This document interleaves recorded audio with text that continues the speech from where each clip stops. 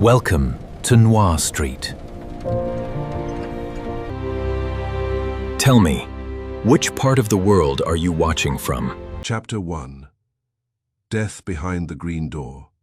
The rain had been working on New York since 4 in the afternoon, polishing the streets, discouraging pedestrians, and giving taxi drivers grounds for believing they were performing a public service. By 7:30 I was in the office on West 35th Street, finishing the weekly record of expenses while Nero Wolfe sat behind his desk with his eyes closed.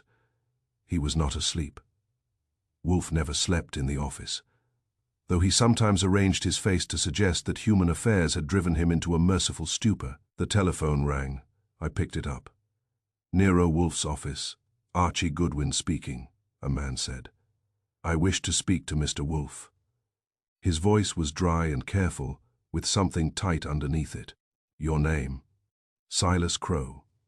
That helped. Crow owned an art gallery on Riddle Street and had a reputation for recognizing a false painting from across a crowded room. He also had a reputation for charging enough for the genuine ones to make the false ones seem friendly. Your business. That is for Mr. Wolfe. It may become so. At present it is for me. There was a pause. Tell him I possess half of a map. The other half belongs to a man whose name is honored throughout this city. If I am right, the map proves that man built his honor upon theft. Wolfe's eyes opened. I covered the mouthpiece. Silas Crow, half a map. Respectable thief. Public ruin. Wolfe moved one finger. Permission for a little more rope. I returned to the telephone. Mr. Wolfe is listening through me. What do you want him to do? I want him to examine the evidence tomorrow morning. 10 o'clock, my home. Number 18 Riddle Street. You're inviting him to travel? I am asking him. That and inviting are cousins, and Mr. Wolfe dislikes the whole family. You may bring the evidence here. I cannot. Why? Because the map must remain where it is tonight. That caused Wolfe's brows to rise about 1/16 of an inch, which was excitement for him, Crow continued. If anything happens to me, tell Mr. Wolfe that the green door is not the beginning. It is the end. The line went dead. I put the receiver down. That was cheerful. Do we send flowers now or wait? Wolfe frowned at the telephone. Pooh, a man who anticipates violence should seek protection, not arrange a riddle. He may think riddles cost less. He is mistaken. They often cost lives.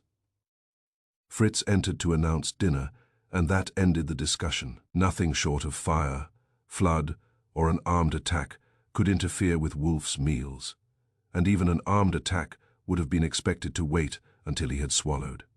That evening Fritz had prepared roast duck with spiced apples, and Wolfe devoted himself to it with the concentration other men reserve for prayer. At 9:50 the telephone rang again. I was in the office alone.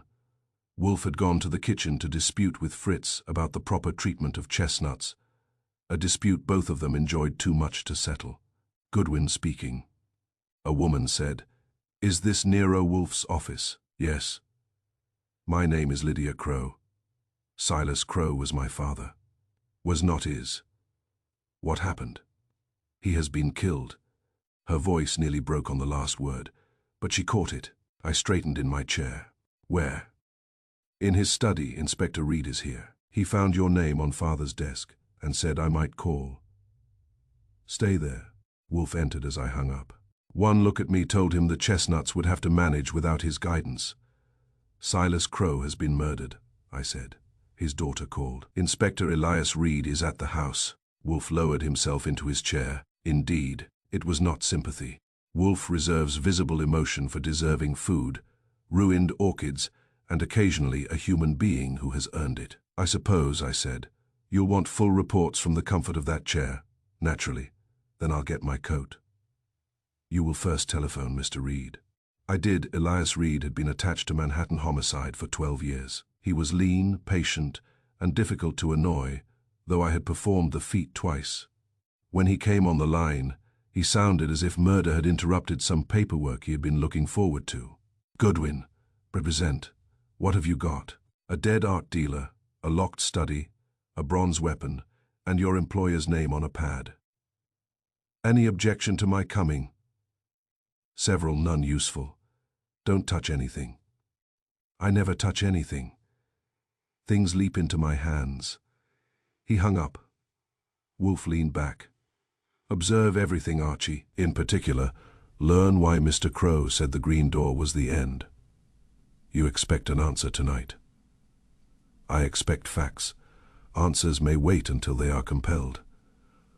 That was Wolfe's way of sending me into the rain with encouragement. Number 18 Riddle Street was a narrow brown house squeezed between an old church and a larger dwelling whose windows had been darkened by heavy curtains. Riddle Street was only 3 blocks long, but it had managed to acquire more iron fences, stone steps, and disapproving door knockers than most streets twice its size. A patrolman admitted me. The entrance hall was crowded with wet coats and low voices. A staircase climbed along the left wall. Straight ahead, at the end of a passage, stood a green door. It was not pale green or cheerful green. It was the deep color of ivy after rain, and under the hall lamp it looked nearly black. Elias Reed came from a side room. He was wearing a grey suit that appeared to have been designed for standing in doorways. You took 16 minutes, he said. The rain and I disagreed about the route. He looked at my coat. You lost. Where's Crow? Reed nodded toward the green door. In there the housekeeper found him at 9:30. The door was locked. The key was inside. We entered by taking the hinge pins out. 2. Both latched. No fire escape. The chimney opening is too narrow for a man and too dirty for a ghost. Who was in the house? 5 people, counting the victim. Now you're making progress. He gave me a long look, then led me down the passage. The study was large enough to make the green door seem like a theatrical touch. Bookshelves covered 2 walls. A broad desk stood near the center, facing the door. On the right was a fireplace, with a clean stone hearth. On the left, heavy curtains framed 2 windows, overlooking a walled garden. Silas Crow lay beside the desk. He was a narrow man in his late 60s, dressed in a dark house coat. His white hair had fallen across his forehead. The back of his skull had been crushed, and the carpet beneath his head had accepted what it could not refuse. Near his right hand lay a bronze compass, not the kind used to point north, but a heavy drafting instrument, nearly 14 inches long. One sharp leg was dark with blood. On the desk stood a black clock. Its hands showed 9:15. The glass was unbroken. You're sure that compass belonged there? I asked. His daughter says it usually stood on a wooden base beside the clock. The base is empty.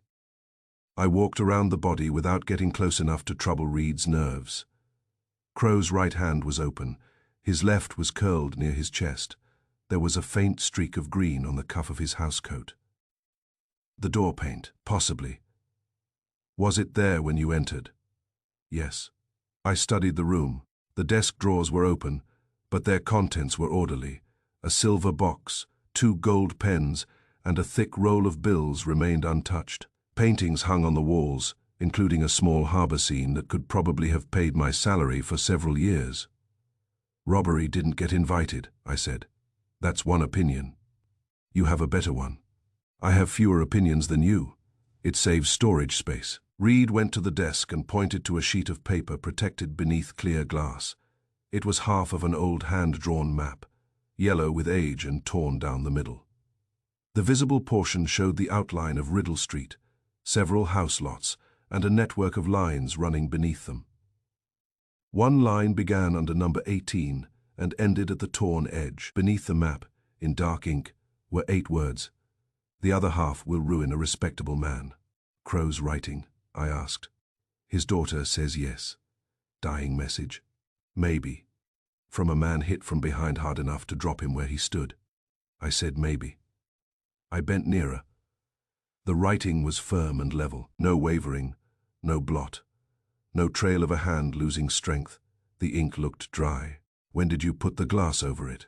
5 minutes before you arrived. It was uncovered when we came in. Any fingerprints? We'll know later. I looked at the clock again. Why did it stop? The blow knocked it from its position. It fell on its back. The works may have jammed. But the glass didn't break. Number. What time did the housekeeper hear the crash? She didn't. Nobody claims to have heard anything. That was worth putting in my pocket. The study smelled of leather, old paper, and something damp. Not rain from an open window. The windows were shut tight, and the carpet below them was dry. The smell reminded me of a cellar wall after a long winter. I went to the fireplace. No ash, no burned paper, and no warmth. On the pale hearthstone was a thin crescent of dark grit. Reed saw me looking. "Don't, I'm only using my eyes. You use them like fingers." I stood. "Let's meet the household." He took me to the drawing room. 4 people were waiting there, each occupying a separate piece of furniture, as if the spaces between them had been marked by police tape. Lydia Crow rose first. She was around 30, with dark hair, a steady mouth, and eyes that had done all the crying they intended to do in public. "This is Archie Goodwin," Reed said. "He works for Nero Wolfe." "I know." She looked at me. "My father telephoned Mr. Wolfe. At 7:30, he asked us to examine evidence tomorrow." Her hands tightened. Then he knew. Knew what? That someone might try to stop him. A large man near the fireplace stirred. He had thick grey hair, a smooth face, and the sort of posture found on speakers' platforms and bank portraits. "This is not the time for guesses, Lydia." She turned on him. "My father is dead. Mr. Hale." "I will choose the time." Reed handled the introductions. The large man was Gideon Hale, chairman of the Marston Museum Board, and a name respectable enough to have its own building wing. The younger man by the window was Julian North, Crow's assistant at the gallery. He was thin, pale, and kept rubbing one thumb along the side of his forefinger. The 4th person was Walter Ames, Crow's lawyer, a square man with a trimmed grey beard and the expression of someone who billed by the silence. The housekeeper, Mrs. Bell, was being questioned upstairs. "Let's start with 9:15, I said. "Where was everybody?" Reed frowned. I asked the questions. "Go ahead, ask that one." He let 2 seconds pass. "Mr. Hale." Hale clasped his hands behind him. "I arrived shortly before 9. Silas had asked me to come. He refused to receive me and locked himself in the study. I waited here." "Why did he ask you to come?" "He did not say." Lydia gave a short, bitter laugh. "You argued with him through the door." "I asked him to behave sensibly." "What did he say?" Reed asked. Hale's eyes shifted to the green door at the end of the passage. "He said the past had found an entrance." That sentence belonged with the map. Julian North said he had arrived at 8:30 with gallery account books. Crow had taken the books into the study and ordered him to wait. Walter Ames had come at 8:40, 5 after receiving an urgent telephone call from Crow about changing his will. "And you?" I asked Lydia. "I live here. I was upstairs until 9:10. Then I came down and heard Father speaking in the study." "To whom?" "I don't know." His voice was low. "Did you hear another voice?" "Number, did you try the door?" "Yes, it was locked." "What did he say?" She hesitated. "He said, 'You are too late.' To you." "I thought so. Now I'm not certain." Walter Ames cleared his throat. "At 9:20 I told Crow through the door that I could wait no longer." There was no answer. Hale insisted Crow was being stubborn. At 9:30 Mrs. Bell brought coffee, found the door still locked, and became alarmed. "You all remained in this room?" "Mostly," Reed said. "They moved about. None admits entering the study." "None could have," Hale said. "The door was locked from within." I looked at him. Locked rooms are useful. They save suspects the trouble of inventing alibis. His face hardened. "I have no reason to tolerate insolence from a hired man." "Then don't hire me." Lydia spoke before he could answer. "Mr. Goodwin, the map was not on Father's desk this afternoon. I know because I took him his tea at 5. He kept it somewhere else." "Where?" "I don't know." For years he kept that study locked. 3 days ago he opened a safe behind one of the paintings and removed a packet wrapped in brown cloth. He would not show it to me. Did anyone else know? She glanced at the others. Julian saw him. North stopped rubbing his fingers, only from the doorway. I had no idea what the packet contained. Hale said, "This is absurd." Silas collected old plans and drawings. The paper may concern nothing more serious than a drain. A drain that ruins a respectable man, I asked. Crow enjoyed threats. Did he threaten you? Number Lydia faced him. You called him a blackmailer last week. Hale's smooth public expression slipped. Only for a moment, but it slipped. Reed took over. Where is the other half of the map, Mr. Hale? I have never seen either half. Then how do you know the paper concerns a drain? I asked. That got the room quiet. Hale's eyes came to me and stayed there, because old property maps commonly show drains, cellars, and service passages. A reasonable answer, Walter Ames said. Sure, I agreed. He found it in a hurry, but it's reasonable. Reed sent me a look telling me not to overfeed the animals. I decided it was time to report to headquarters. The telephone was in the entrance hall. Wolfe answered on the third ring. I gave him the facts in order. Body, wound, bronze compass, clock at 9:15, locked green door, closed windows, map, inscription, damp smell, grit on the hearth, green streak on the dead man's cuff, and the statements of the 4 waiting people. He interrupted only twice. Was the clock wound? I don't know. Find out. Was the map cut or torn? Torn, the edge looks old. Does the inscription follow the edge of the map or the bottom of the page? The bottom straight line, he grunted. I continued through the alibis and finished with Gideon Hale's quick lesson on old drains.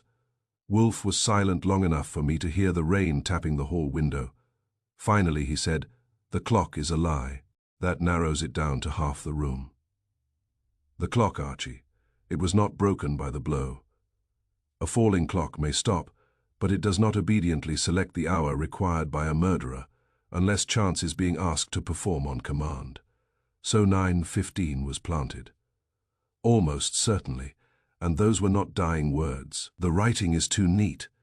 Not only that, a dying man who knows his killer and possesses evidence does not write a theatrical warning about a respectable man.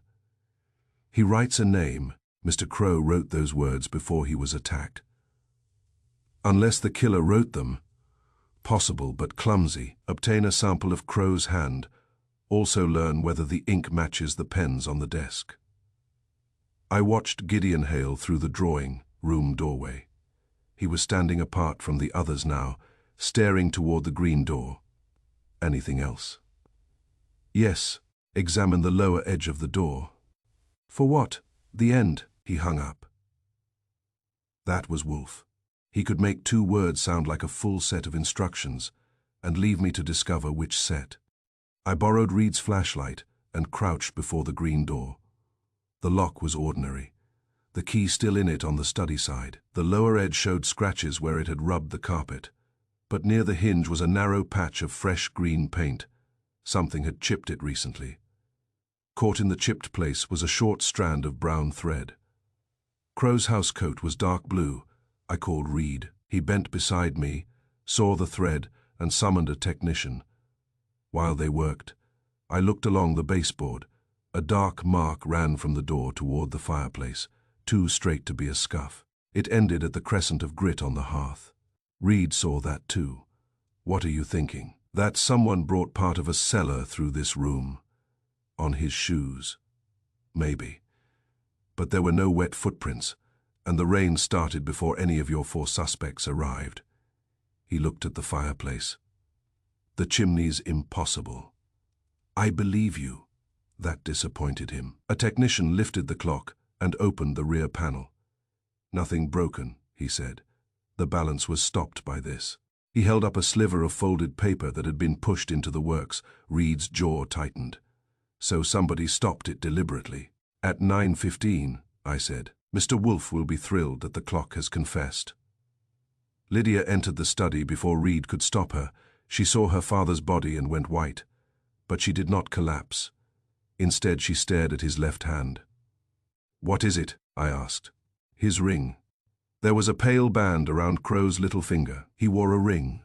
Reed asked. "A plain iron ring. It belonged to my grandfather. Father never removed it." Reed ordered a search of the room and the 4 people. The ring was not found. Lydia moved closer to the desk. Her gaze settled on the map, and her breath caught. "That isn't the half he showed me." Every head turned toward her. "You said he wouldn't show it to you," Reed said. "Not tonight. He showed me part of it when I was a child. I had forgotten until now." She pointed at the visible line. His half showed the church and number 18. "This one shows the railway arch and warehouses. This is the other half." Gideon Hale took 1 step forward and stopped. I looked at the torn map again. Silas Crow had claimed to possess 1 half. The paper on his desk was the half belonging to someone else. That someone had entered a locked room, killed Crow, taken his iron ring and his portion of the map, and left the other portion behind. I telephoned Wolfe once more. When I finished, he made a low sound of satisfaction. "Then Mr. Crow's message was exact," he said. "The green door was not the beginning. The killer did not use it to enter. You're saying there is another way into the study. I am saying the murderer exchanged the maps. To do so, he had to reach Mr. Crow after the door was locked. The missing half will identify the route, and the iron ring was taken because it opened something. A lock, presumably. Where? Bar. If I knew, you could come home." I looked down the passage at the green door, its paint shining beneath the lamps. Beyond it lay the dead man, the false time, the wrong half of a map, and a line of cellar grit leading to a cold fireplace. In the drawing room, Gideon Hale was no longer staring at the door. He was staring at me. Wolfe's voice came over the wire. "Archie, yes. Tell Mr. Reed that no one is to leave that house. One of those people brought the other half of the map to Riddle Street tonight, and took Crow's half away. Indeed, the murderer possesses the road to his own exposure." The line clicked. I put the receiver down and turned toward Elias Reed. The rain struck the windows harder, as if the whole city wanted to get inside. But inside, number 18. Behind the green door, someone had already found a way no one else could see. Chapter 2, The Mark Beneath the Ink by 1. 30 in the morning, the rain had lost none of its ambition. Inspector Elias Reed had forbidden everyone in Silas Crow's house to leave, which pleased no one and surprised only Gideon Hale. Hale had spent so many years being obeyed that a police order struck him as a personal insult. The map remained beneath glass on Crow's desk. Under stronger light, it showed more than the first inspection had revealed. Riddle Street ran across its center in thin brown lines. At the eastern end stood an abandoned railway arch, sealed since freight trains had stopped using the old river line. Beneath the houses, narrow passages joined cellars, drains, and storage rooms. Near the torn edge was a black cross divided neatly. In two, one arm of the cross remained on the map before us. Its missing half had gone with the portion taken by the murderer. Reed leaned over the desk. "That cross marks something." "Good," I said. For a moment I thought the mapmaker had voted against the neighborhood. He ignored me. Reed had discovered long ago that answering me encouraged me. A police technician named Grant removed the glass and examined the paper through a magnifying lens. Grey dust clung to the folds, especially along the lower edge. It was finer than ordinary dirt and carried bright grains that caught the light. "Stone dust," Grant said, "possibly mortar." "The same as the grit on the hearth?" Reed asked. "I'll compare them." Grant turned the map carefully, near the black cross. Several lines had been strengthened with fresh ink. The newer marks were darker than the faded brown drawing and had been applied so heavily that they concealed part of a round impression beneath them. He adjusted the lamp. Letters appeared inside the faded circle. Marston Museum, Records Office, Gideon Hale, watching from the doorway, showed no reaction. That interested me more than a reaction would have. Reed faced him. The map belonged to your museum. It bears a museum stamp, Hale replied. That proves it passed through the records office at some time. It does not prove ownership. You didn't mention that possibility earlier. I could hardly identify a stamp hidden under ink from across the room. Hale's tone was steady, but his right hand had closed around his left wrist. It was a small movement, and perhaps it meant nothing. Small movements are often accused of meaning nothing, until Wolfe gives them a job. Lydia Crow stood beside the bookcase, pale but composed. Father said someone at the museum had changed the history of Riddle Street. Hale looked at her. When did he say that? Last Sunday. And you did not think to mention it before? My father had just been murdered. I may have failed to arrange my memories for your convenience. That made 2 rounds. Lydia had won from Hale. Reed asked. What history was changed? I don't know. Father said, old walls. Remembered what respectable men forgot. Did he name Mr. Hale? Number Hale released his wrist. Then we are wasting time on hints from a man who enjoyed frightening people. Silas frightened you enough to bring you here in heavy rain, I said. He asked for a private discussion.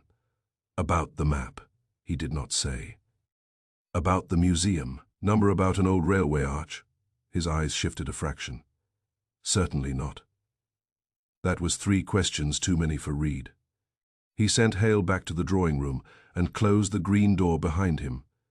Grant brushed a sample of grey dust into a glass tube. He then examined Crow's pens and the writing beneath the map. The words about ruining a respectable man had been written with one of the desk pens. The fresh ink covering the museum stamp matched it. Crow concealed the stamp himself, Reed said. Or someone used his pen, I said. Either way, it happened here. I looked at the black cross. Its right arm ended at the tear, but a tiny point of fresh ink continued onto the exposed fibers.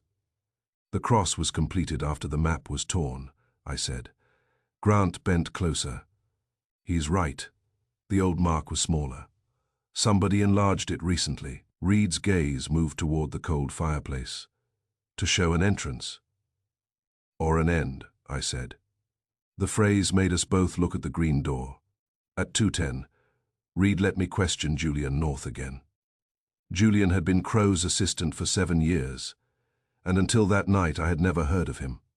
That was normal. The assistants of rich men are known mainly to the rich men, their creditors, and the people who sell them lunch. He sat in the dining room with a cup of untouched coffee.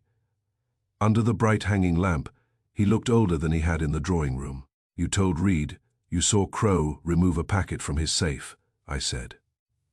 Yes. When? 3 days ago. You also said you didn't know what it contained. I didn't.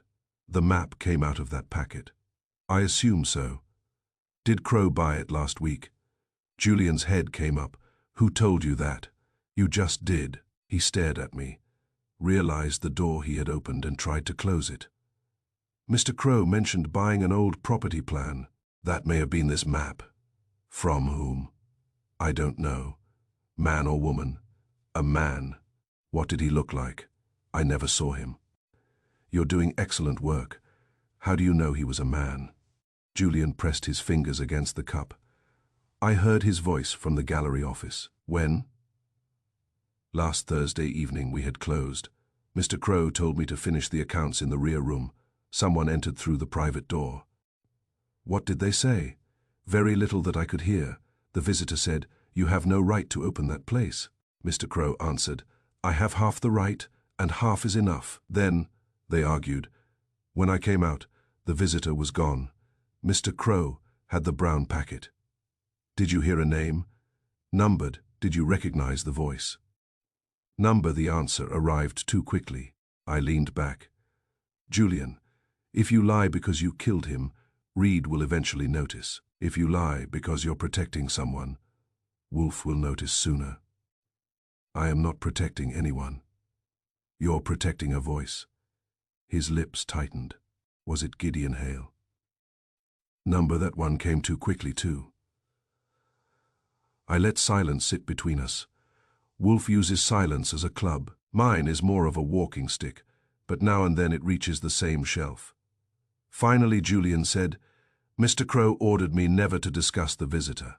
Your employer is dead. An order does not die with the man who gave it." Very loyal. Was he equally loyal when he kept secrets from you? Julian stood. "I have told the police everything useful." He walked out, leaving the coffee and the lie behind. I returned to the study. Reed had found an old leather blotter beneath a stack of invoices. Its top sheet had been removed, but the pressure of Crow's pen had marked the paper below. Grant shaded it lightly with graphite. Several backward words appeared. Reed read them with the help of a mirror. "Gideon Hale, Chairman, Marston Museum, you have until Thursday to return the missing half. If you refuse, I shall open the chamber beneath the railway arch and publish the original record." The last line ended in a deep mark, where Crow's pen had pressed into the paper. Hale had not merely been invited to discuss a private matter. He had been given a deadline.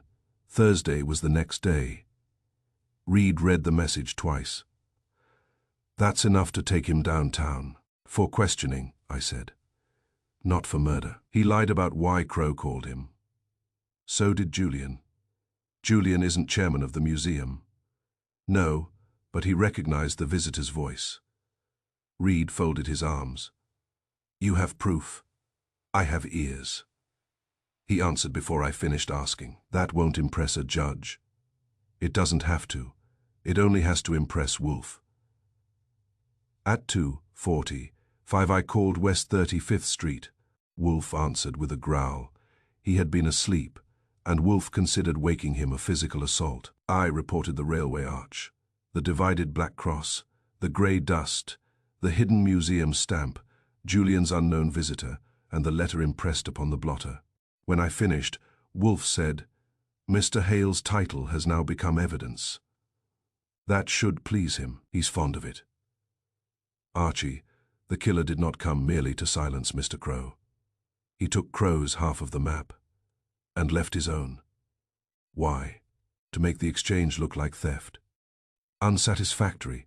If the murderer wished only to remove evidence, he would take both halves, maybe. He didn't know the other half was on the desk. He brought it there. That stopped me. Wolfe continued. "Mr. Crow told you he possessed half a map. His daughter recognized the paper left behind as the opposite half. Therefore, someone arrived with the museum half, joined it to Crow's portion, and used the completed drawing to locate something. The chamber under the railway arch. Probably the black cross was enlarged only after the halves were placed together. The killer needed Crow's half long enough to trace a route, but he needed only one portion afterward. Why leave the museum half? Because it incriminates Mr. Hale." I looked toward the drawing room. "So Hale is being framed." I did not say that. A guilty man may prepare evidence against himself if he expects that evidence to point more strongly at another crime. The museum stamp and Crow's letter connect Hale to the map. They do not establish who struck the blow. What does the dust establish? That the paper has recently been inside the place it depicts. You think someone already opened the chamber? I think you should ask Mr. Reed to determine whether the old railway arch can be reached tonight. In this rain. Stone does not become less informative when wet. That from a man in warm night clothes, several miles from the nearest abandoned railway arch. "One more thing," Wolfe said. "Ask Miss Crow whether her father owned any object bearing the same museum stamp, such as the missing iron ring. A ring is unlikely to carry an office stamp, but it may carry a crest, a number, or a maker's mark. Do not assume it was taken for its metal. It was taken because it identifies or opens something." He hung up. Lydia answered my question in the upstairs sitting room. She had wrapped a grey shawl around her shoulders and was holding a photograph of her father taken many years earlier. "The ring had letters inside it," she said. "What letters?" "I saw them once when father injured his hand. There was an M and an R with the number 18. Marston records." "Perhaps." Father said the ring was older than the museum. Did it open anything? She looked toward the floor. "When I was a child, I saw him press it into a round mark on the study fireplace. A stone moved. He became angry when he found me watching. That sent Reed, Grant and me back downstairs. The round mark was hidden beneath the mantel, nearly invisible in the dark wood. It was the size of a small ring. Reed pressed it with his thumb. Nothing happened. We examined the stonework. One block beside the hearth carried scratches along its edge, and the grey grit below it was fresh. Without Crow's ring, however, the catch would not move. Grant compared the grit with the dust taken from the map. "They match," he said. "Old mortar mixed with coal ash." Reed stood and looked at the cold fireplace. "There's a passage behind this." "Not necessarily a passage," I said. "Maybe a compartment holding directions to one." We heard a sound from the hall. Julian North stood outside the green door. Behind him was Gideon Hale. Both men were looking at the concealed mark beneath the mantel. Julian's face showed fear. Hale's showed recognition. Reed stepped into the doorway. "Neither of you was invited." Hale recovered first. We heard movement. Julian backed away, but Reed caught his arm. Something fell from Julian's coat pocket and struck the floor. It was a small iron ring. Lydia's description fitted it: dark metal, broad face, and a raised pattern shaped like the broken black cross on the map. Reed picked it up with a handkerchief. Inside the band were 3 marks. Mema, the 18th of July. Ian's face had gone the color of old paper. "I found it in the hall," he said. "Of course," Reed replied. "New York halls are full of murder evidence." The ring fitted the round mark beneath the mantel. Reed pressed it inward and turned it. A section of stone moved with a dry click. Behind, it was a narrow iron box. The box stood open. It was empty. Only a rectangle of cleaner metal showed where a bundle of papers had rested for many years. On the inner surface of the lid, someone had drawn half a black cross in fresh ink. He telephoned Wolfe for the 3rd time that night. "The compartment was opened before we found it," I told him. "The ring was in Julian North's pocket, and the papers are gone. Then Mr. North has been selected as the second respectable man's shield. You don't think he took them? He may have. But if he killed Mr. Crow, exchanged the maps, emptied the box, and secured the room, why remain in the house with the key to the mechanism in his pocket? Carelessness. Too much care preceded it." Across the room, Reed was questioning Julian. Gideon Hale watched without offering assistance. "What was in the box?" I asked. "The original record mentioned in Crow's letter." "And where is it now?" "With the person who used the completed map." I lowered my voice. "Hale? Possibly, but Mr. Hale's honor is conspicuous, and conspicuous motives are convenient. Find the owner of the unknown voice, then find out who knew that Mr. North's coat would be unattended. Before Wolfe disconnected," he added. "Archie, the black cross does not mark the murder chamber." "What does it mark?" "The place where the old crime began." The line went silent. I turned toward the study. The stopped clock still showed 9:15. Silas Crow's body still lay beside the desk, and the torn map waited beneath the lamp, with half its secret missing. But the murder was no longer confined to the room behind the green door. It had begun years earlier, beneath Riddle Street, and someone had spent all those years making sure the truth remained buried. Chapter 3. The respectable gentleman at 3:20 in the morning. Gideon Hale asked to telephone his lawyer. Inspector Reed told him he already had a lawyer in the room, since Walter Ames represented the Marston Museum as well as Silas Crow. Hale replied that he wanted one who represented only him. That was the first sensible thing he had said all night. Julian North remained under guard in the dining room. The iron ring found in his pocket had opened the compartment beside Crow's fireplace, but Julian insisted someone else had planted it there. Reed did not believe him. I was undecided. Wolfe had pointed out that leaving the key in your own pocket after committing a locked room murder required either panic or stupidity, and Julian did not appear stupid. He appeared frightened, which is not the same thing. Gideon Hale stood in the study with his back to Silas Crow's body. He had regained his public dignity, but it fitted him less comfortably now. "The portion of the map on that desk belongs to me," he said. Reed watched him. "You denied ever seeing it." "I denied possessing it tonight." "That isn't what I asked." You asked questions in a room where a man had just been killed. I chose my words poorly. Your words were clear. Hale looked at the map beneath the lamp. That half was kept inside my family Bible for nearly 30 years. Last Thursday, I discovered it was gone. Why didn't you report the theft? Because reporting it would have required me to explain its importance. And what is its importance? Hale's mouth tightened. That is a private family matter. Reed took one step toward him. Silas Crowe was murdered with your half of a map on his desk. Your privacy has suffered a permanent injury. I asked. Did Crowe steal it? Number. Then who did? I don't know. Who knew where you kept it? My sister, my late wife, and perhaps 2 household servants. Any of them visit Crowe's gallery last Thursday? My sister lives in another state. My wife has been dead for 6 years. The servants have been with me for decades. That removes no one, Reed said. Hale's gaze moved to the torn edge. Silas may have arranged for someone to take it. He knew where it was. How? Because he put it there. That changed the air in the room. Reed pulled a chair forward. Sit down, Mr. Hale began 30 years ago. Hale remained standing. Silas Crowe and I were friends when we were young, he said. Our fathers conducted business together. We shared an interest in the history of Riddle Street, especially the cellars and railway tunnels beneath it. When we acquired the map, Silas divided it. He kept one half and gave the other to me. Why divide it? I will not answer that. Did the Black Cross already exist? Yes, though it was smaller. What does it mark? I never knew exactly, I said. You kept half a map inside a Bible for 30 years without knowing what it marked. It was the safest place for it. Safe from what? Curiosity. Yours or someone else's. Hale turned to me. Mr. Goodwin, there are events which do not improve through exposure. Murder is usually an exception. For the first time, his dignity deserted him completely.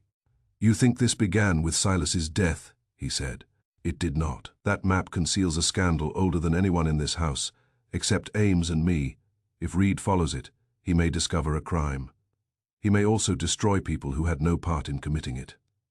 Walter Ames had entered quietly during the exchange at that. He stopped beside the door. What crime? Reed asked. Hale glanced at Ames. Ask the lawyer. His father wrote the agreement. Ames's square face became rigid. I know of no agreement. You inherited his papers. I inherited a law practice, not every secret of his clients. You advised me to burn my half. That was general advice concerning useless family papers. Gentlemen, I said, you're both lying, but you're doing it separately. It would save time if you selected one version. Your Reed told Ames to wait in the drawing room. Then he ordered a search of Hale's home and the old Crowe gallery. Hale protested, but Reed had stopped listening. At 4, a police photographer arrived to record the map and the concealed fireplace box. While he worked, Lydia came to the study carrying a flat wooden case. I found this in Father's bedroom, she said. It was beneath the false bottom of his wardrobe. Inside were glass photographic plates wrapped in black paper. 6 showed paintings from Crowe's gallery. The 7th showed an old map, the complete map. Silas had photographed both halves before dividing them. The image was faint, but every line was visible. At the bottom, Crowe had written a date from 29 years earlier. Beside it were 4 initials, C.G.A., T.B. Silas Crowe, and Gideon Hale accounted for the first 2. Walter Ames might explain E.A., though it would have referred to his father, Edward Ames. No one present recognized T.B. Grant, prepared an enlarged print. When he placed the surviving half beside the photograph, the lines matched. Crowe's missing portion showed the church and number 18. Hale's portion showed the abandoned railway arch and 3 warehouses that had once stood beside it. The divided black cross did not point beneath Crowe's house. It pointed to the middle warehouse. Lydia studied the photograph. That building still exists. I thought the warehouses were abandoned, I said. 2 were demolished. The middle one became a picture. Storage building. Father rented space there for years. Julian North, brought in by Reed, stared at the cross. "The Bracken warehouse," he said. "Mr. Crow stored paintings there that he did not want listed in the gallery records." "Who had access?" Reed asked. "Mr. Crow, Miss Crow, and me. Mr. Hale also had a key because the museum rented the upper floor." Hale shook his head. "The museum ended at least 12 years ago." "But you kept the key," Julian said. Hale looked at him sharply. "How would you know? I saw it on your chain last month when you visited the gallery." Reed's expression improved. He preferred facts that could be checked. "I telephoned Wolfe and described the photographic plate, the initials, the completed map, and the cross beneath the warehouse. Mr. Hale admits ownership of the half found on Crow's desk." I finished. "He says Crow gave it to him nearly 30 years ago. It vanished from Hale's Bible last Thursday." "Then the unknown gallery visitor may have been the thief." Julian still refuses to identify the voice. "He will identify it when silence becomes more dangerous than speech." "The complete map points to the Bracken warehouse. Crow stored unlisted pictures there, and the museum once rented the upper floor." Wolfe grunted. "Pictures are useful property for thieves. Their value may be concealed beneath varnish, false names, and respectable ownership." "You think the old crime involved stolen paintings?" "I think the art dealer, museum chairman, and lawyer's father did not assemble beneath Riddle Street to discuss drainage. There is a fourth set of initials. TB find the name. Reed is going to the warehouse. You will accompany him. At 4 in the morning. A sealed chamber is no less sealed before breakfast." I glanced at the body. "What about the locked study?" "The warehouse may explain the map. It will not necessarily explain the locked door. Do not confuse an old crime with a new method." He disconnected. The Bracken warehouse stood at the far end of Riddle Street behind the abandoned railway arch. The rain had softened to a grey mist by the time Reed, Grant, 2 patrolmen, Julian, and I reached it.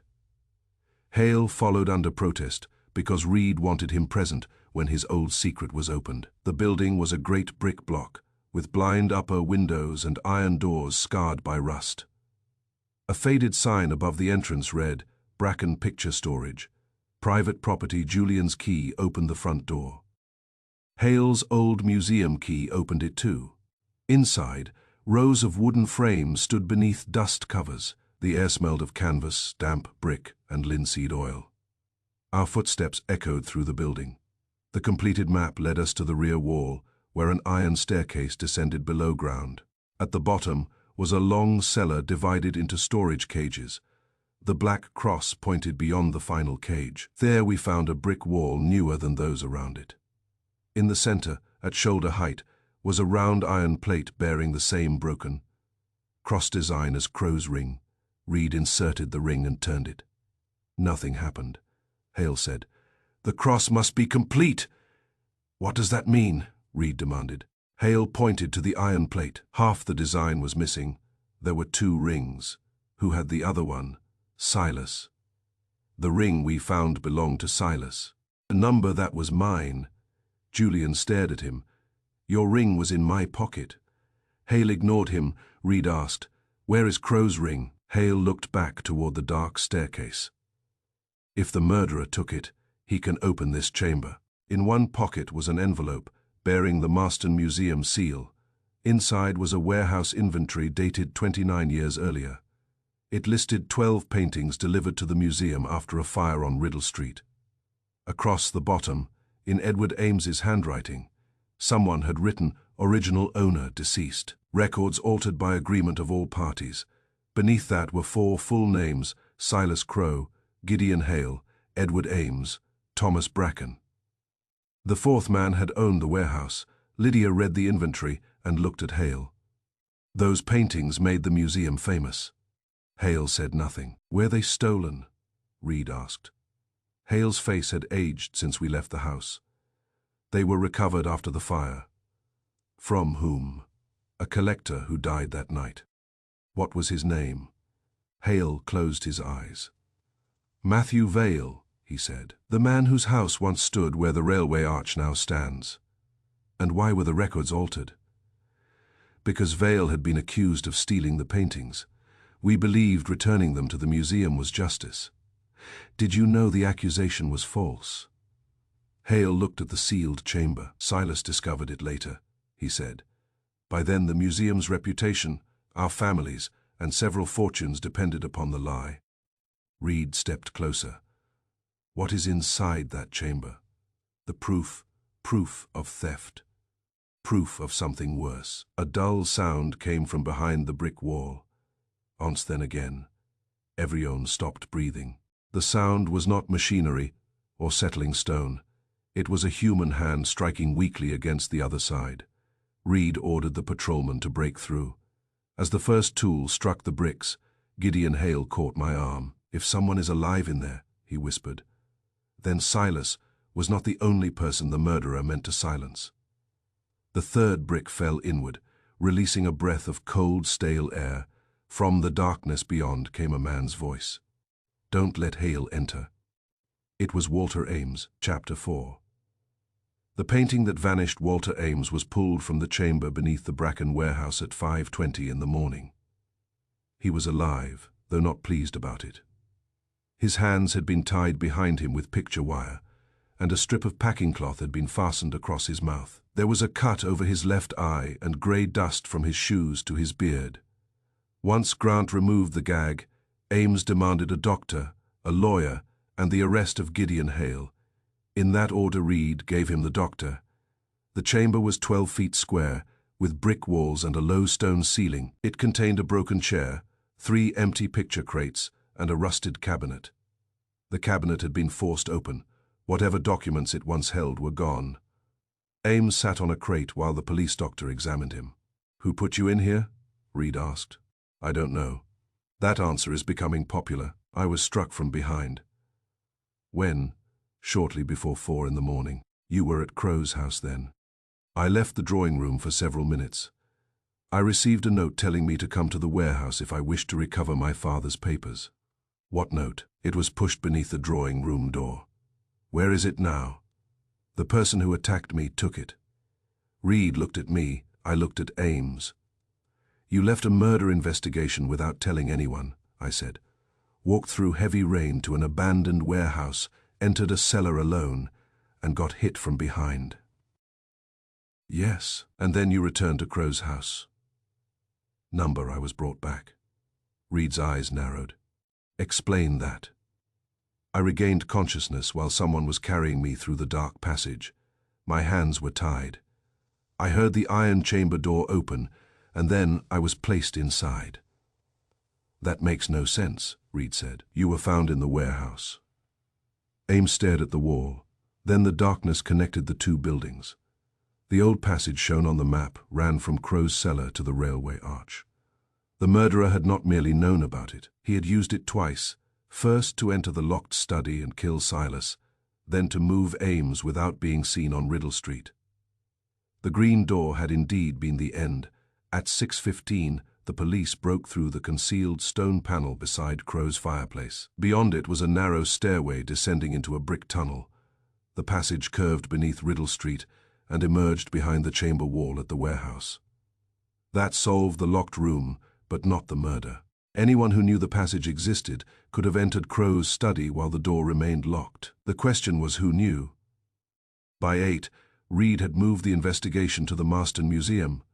Wolfe had instructed me to remain with him, though he objected to my missing breakfast, with the sorrow of a man sending a soldier to war. Gideon Hale's name appeared on a brass plaque beside the main entrance, and again beneath a marble statue in the entrance hall. Respectability had been applied heavily. Owen Marsh, the museum's senior records clerk, met us in the archive room. He was in his early 40s, broad-shouldered, and wore steel, framed glasses. His dark suit was neat, but one cuff had been repaired by hand. He placed 3 record books on the table. "These cover the period you requested," he said. Reed opened the first. 20, 8 and 20, 9 years ago. "Yes. Were you working here then?" "Number I joined the museum 12 years ago." "Why?" Marsh looked at Gideon Hale, who stood near the window under police supervision. "To learn what happened to my father." Hale's face remained still, but Walter Ames, seated with a bandage above his eye, shifted in his chair. Reed asked, "Who was your father?" Thomas Marsh, the night watchman convicted of stealing the Winter Child. The title meant nothing to me, but it meant plenty to the others. Lydia Crow inhaled sharply. Julian North stopped turning the iron ring between his gloved fingers. Hale looked toward the door as if he had suddenly remembered an appointment elsewhere. I said, "Let's hear about the painting." Owen opened the second record book. The Winter Child had been painted more than a century earlier by Caleb Ward, an English painter who had died young and become expensive afterward. The picture showed a child standing alone beside a frozen river. According to the museum inventory, it had been among the 12 paintings recovered after the Riddle Street fire 29 years ago. 1 year later, it vanished from the museum's locked storage room. Thomas Marsh had been the only watchman on duty. A key to the room was found in his locker, along with the frame's brass identification plate. He denied taking the painting, but no one believed him. He was convicted and sent to prison. The painting was never recovered. What was it worth? Reed asked. At the time, nearly $200,000, Owen replied. Today it would be worth several million. And your father? He served 6 years. My mother died before he was released. He came home sick, disgraced, and unable to find work. He died 18 months later. Owen's voice did not rise. It did not need to. I was 12 when he was arrested. Boys at school called me the thief's son. Shopkeepers watched my hands. My mother sold our home to pay his legal fees. Gideon Hale testified that the evidence against him was beyond dispute. Hale faced him. I testified to what I knew. You testified to what protected the museum. I did not plant the key or the metal plate. Number, you allowed others to produce them. Walter Ames said. Careful, Marsh. Owen turned on him. Your father was the museum's lawyer. He arranged the prosecution. My father represented the museum.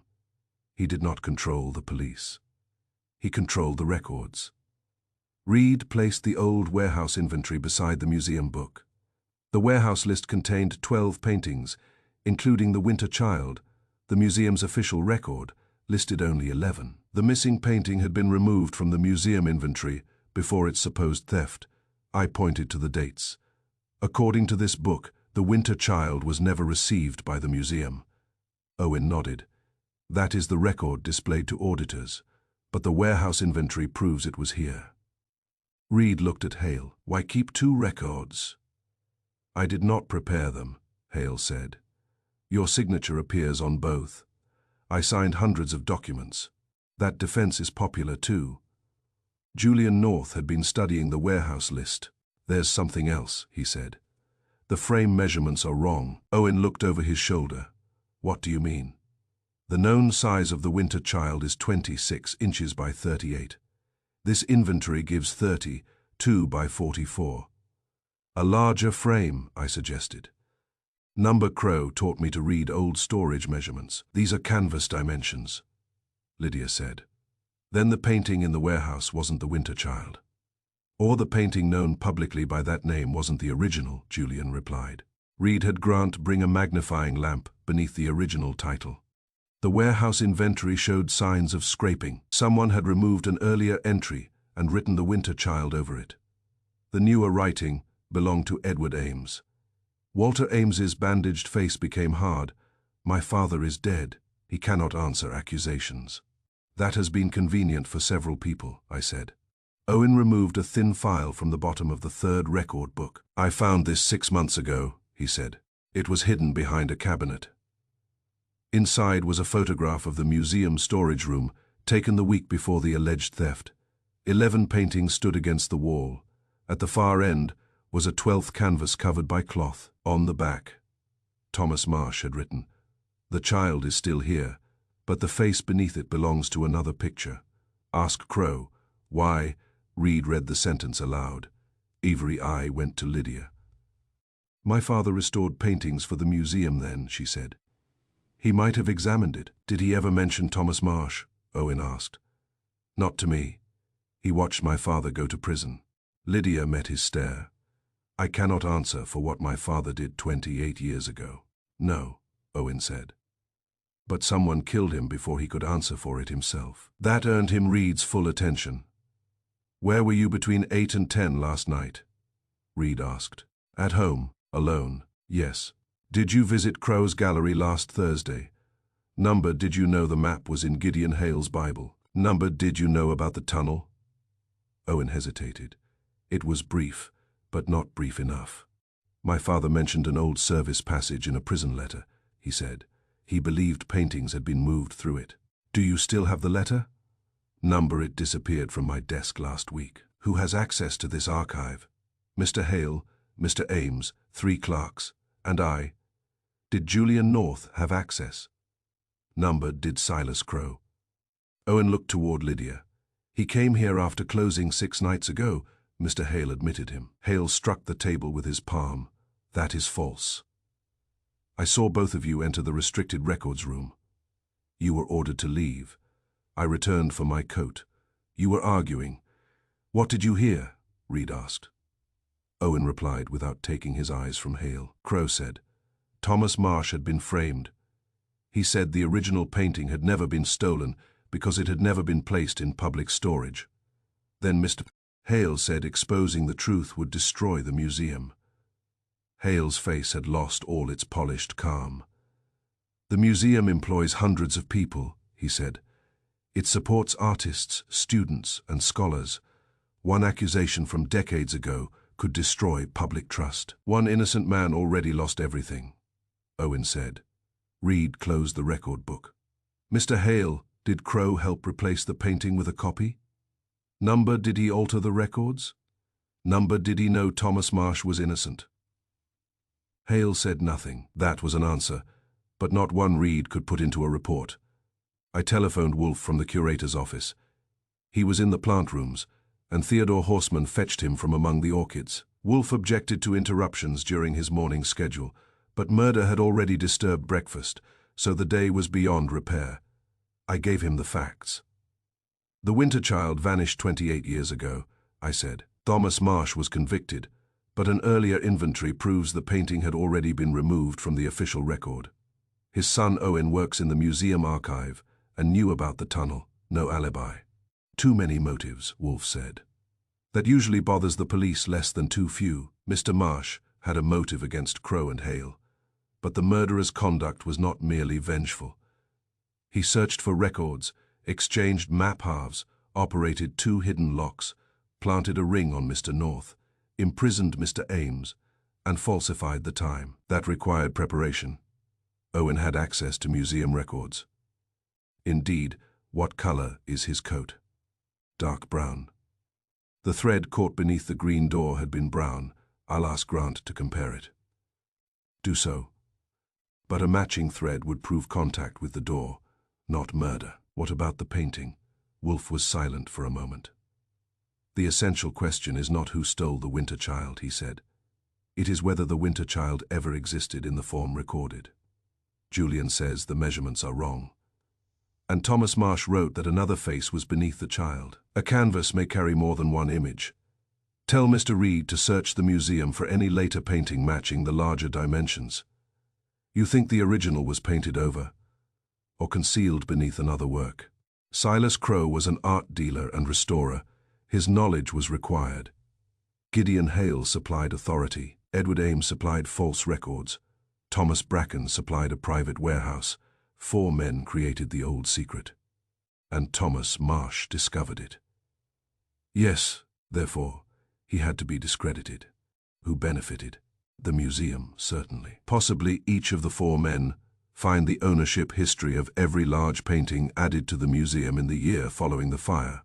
That could take days, then begin. He disconnected. Owen was no longer in the archive room.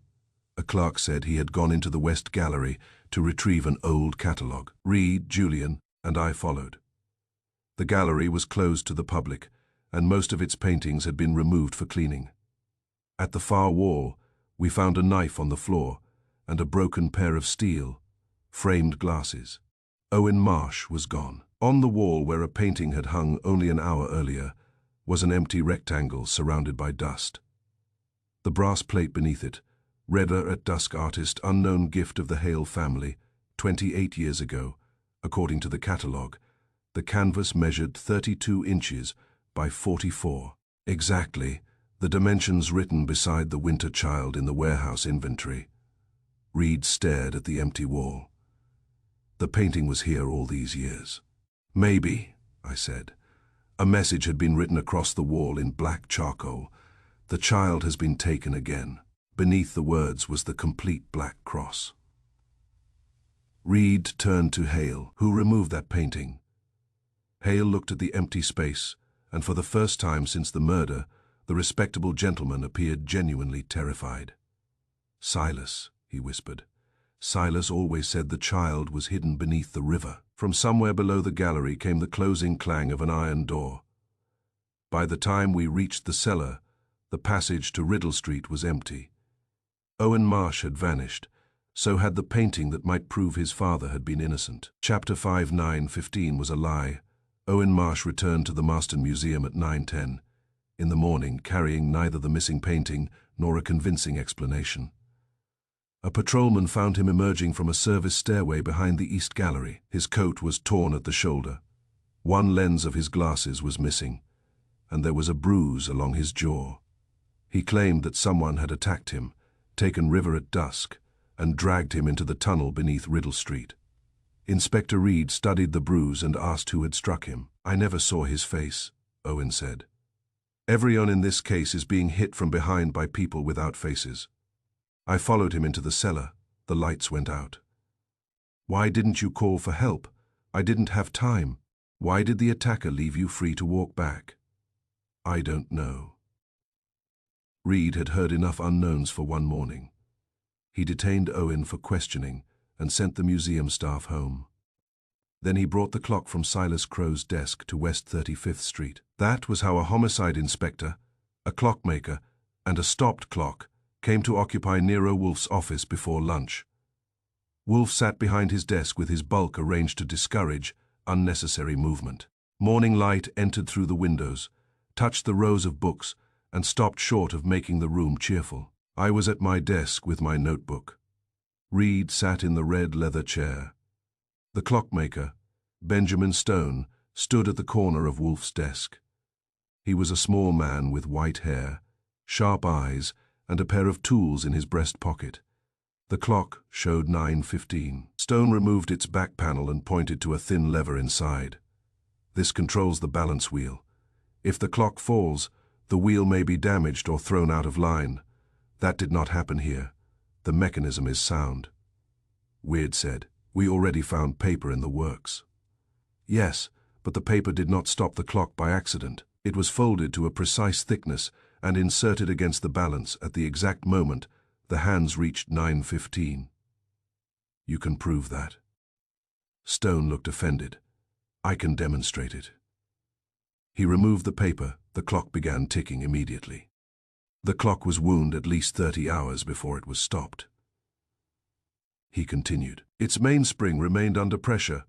Someone opened the rear panel, waited until 9:15, inserted the paper, and then laid the clock on its back. Could it have fallen from the desk afterward?" Reed asked. "Number, there is no damage to the case. Also, the dust beneath the clock shows it was lifted, stopped, and placed down. It did not strike the carpet." Wolfe's lips moved slightly. "Then the clock was not altered during a struggle." "There was no struggle near it," Stone replied. "When was the rear panel last opened? Before last night?" "That cannot be determined." Wolfe leaned back. "But the murderer did not merely choose 9:15. He waited for it." Stone nodded. "Unless the clock was stopped earlier and the hands moved afterward." "Were they?" "Number, the minute hand bears no fresh mark." "I would say the clock was running normally until the paper was inserted." Reed took the clock when Stone finished and placed it on the table beside him. "So the killer was in the study at 9:15. "No," Wolfe said. Reed frowned. "Somebody was." "Certainly. But you assume that person was the killer. Who else would manufacture a false time of death? Summoner, assisting the killer. Someone framing another person, or someone acting under instructions without knowing murder had occurred." Reed's eyes narrowed. "You think Crow stopped his own clock?" It is possible. He wrote the warning beneath the map before he died. He may also have participated in preparing the room. Why would he? To set a trap, I said. A trap that caught him by the back of the skull. Wolfe glared at me. Manifestly, the trap was reversed. The doorbell rang. Fritz answered it and brought in a patrol report delivered from Reed's office. A woman living opposite. Number 18 Riddle Street had contacted the police after reading about Crow's death in the morning paper. Her name was Martha Bellows. She was 68, slept poorly, and had spent the rainy evening beside her front window watching the street. According to her statement, she had heard Silas Crow arguing with a man at approximately 8:40. Reed read the report twice. 8:40, I said. 30, 5 minutes before the clock stopped. Wolfe rang for Fritz. Bring Mrs. Bellows here. Reed shook his head. She's a police witness. She is also across town, and I will not go there. Reed objected for form's sake, then sent a car. Mrs. Bellows arrived at 11:10 wearing a black coat, a flowered hat, and an expression that suggested the police had finally recognized her importance. She sat in the red leather chair after Reed moved to the yellow one. You heard an argument? Wolfe asked. I heard Mr. Crow shouting. The rain was heavy, but his study window was open at the top. Reed glanced at me. Both windows had been shut and latched when Mrs. Bell found the body. What exactly did you hear? Wolfe asked. Mr. Crow said, You have used the boy long enough. Then another man said something I could not make out, Mr. Crow replied. At 9:15, Hale will be at my door, and you will have nowhere left to hide. Reed asked. Did you recognize the other voice? It was lower than Mr. Crow's. Did you see anyone enter or leave? At 8:35, a man crossed from the direction of the gallery. He wore a dark brown coat and carried a flat case under one arm. Owen Marsh owned a dark brown coat. Could you identify him? Reed asked. I saw only his back. He entered Mr. Crow's house through the side gate. What happened after the argument? The study window closed. At 8:50, a motor car stopped near the church. Someone got out and walked into the alley beside the warehouse. Man or woman? I couldn't tell. The person wore a rain cape. At 9, Mr. Hale arrived in his own car. I recognized him because his picture is always in the newspaper when the museum wants money. I liked Mrs. Bellows. Did anyone leave Crow's house between 8:40 and 9:30, I asked. No one used the front door, but shortly after 9:15, I saw a light beneath the railway arch. That gave the tunnel another witness, Wolfe asked. Mrs. Bellows, how do you know the argument occurred at 8:40? My wireless program ended at 8:30. I made tea, which takes 6 minutes, then watched the clock because I was waiting for the 9 o'clock news. It was 8:40 when Mr. Crow shouted Mr. Hale's name. Could it have been 8:45? Wolfe thanked her. Fritz escorted her to the front hall, where she asked if the orchids could be shown to visitors. Wolfe pretended not to hear. Reed stood. Owen lied. He said he was home all evening. He also told Julian that he left the gallery at 8:30, I said. Julian mentioned it while you were searching the museum. Reed reached for the telephone. Owen Marsh was brought to the brownstone at noon. His repaired glasses had been replaced by another pair, and his torn coat was in the police laboratory being compared with the brown thread found beneath the green door. He sat facing Wolfe. Where were you at 8:40 last night? Wolfe asked. At home. A neighbor saw a man in a brown coat enter Crow's side gate at 8:35. That was not me. Owen looked at Julian, who had arrived with Lydia and stood near the bookshelves. I went to the gallery to question Mr. Crow, Owen said. About your father? Yes. Why did you conceal that from the police? Because I knew how it would look. Truth often suffers from poor appearance, Wolfe said. What happened? The gallery was empty. I crossed to the house and entered through the side door. Mr. Crow was waiting in his study. What did you carry? A file containing my father's letters. Did you argue? Yes. Did you threaten him? I accused him of allowing my father to be convicted. He said he had been trying to correct that wrong. What did he mean by, "You have used the boy long enough"? Owen's eyes moved toward Gideon Hale. Hale had entered with Reed and now occupied the chair near the globe. "I don't know," Owen said. Wolfe's eyes closed halfway. "You do. Who is the boy?" "My father used that word in a letter. He never explained it." "What did Crow tell you about 9:15? He said Hale would arrive then. He wanted me to remain hidden in the passage and listen, while Hale confessed. Hale leaned forward. Confessed to what? To framing Thomas Marsh. Hale's face darkened. "I framed no one."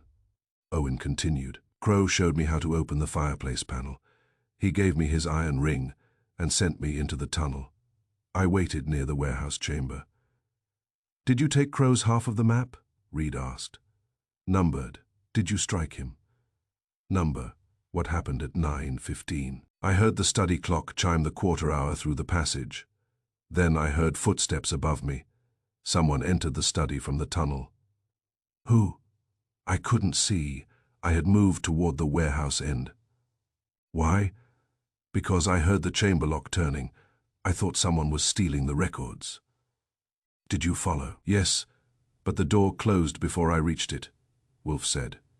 "You are asking us to believe that two people were in the tunnel, you and an unknown intruder." "It is true. And the iron ring later found in Mr. North's pocket. I lost it in the passage." Julian made an angry sound. "You planted it on me." "I did not." Reed placed both hands on the back of Owen's chair. "What time did you leave the tunnel?" "A little after 9:20.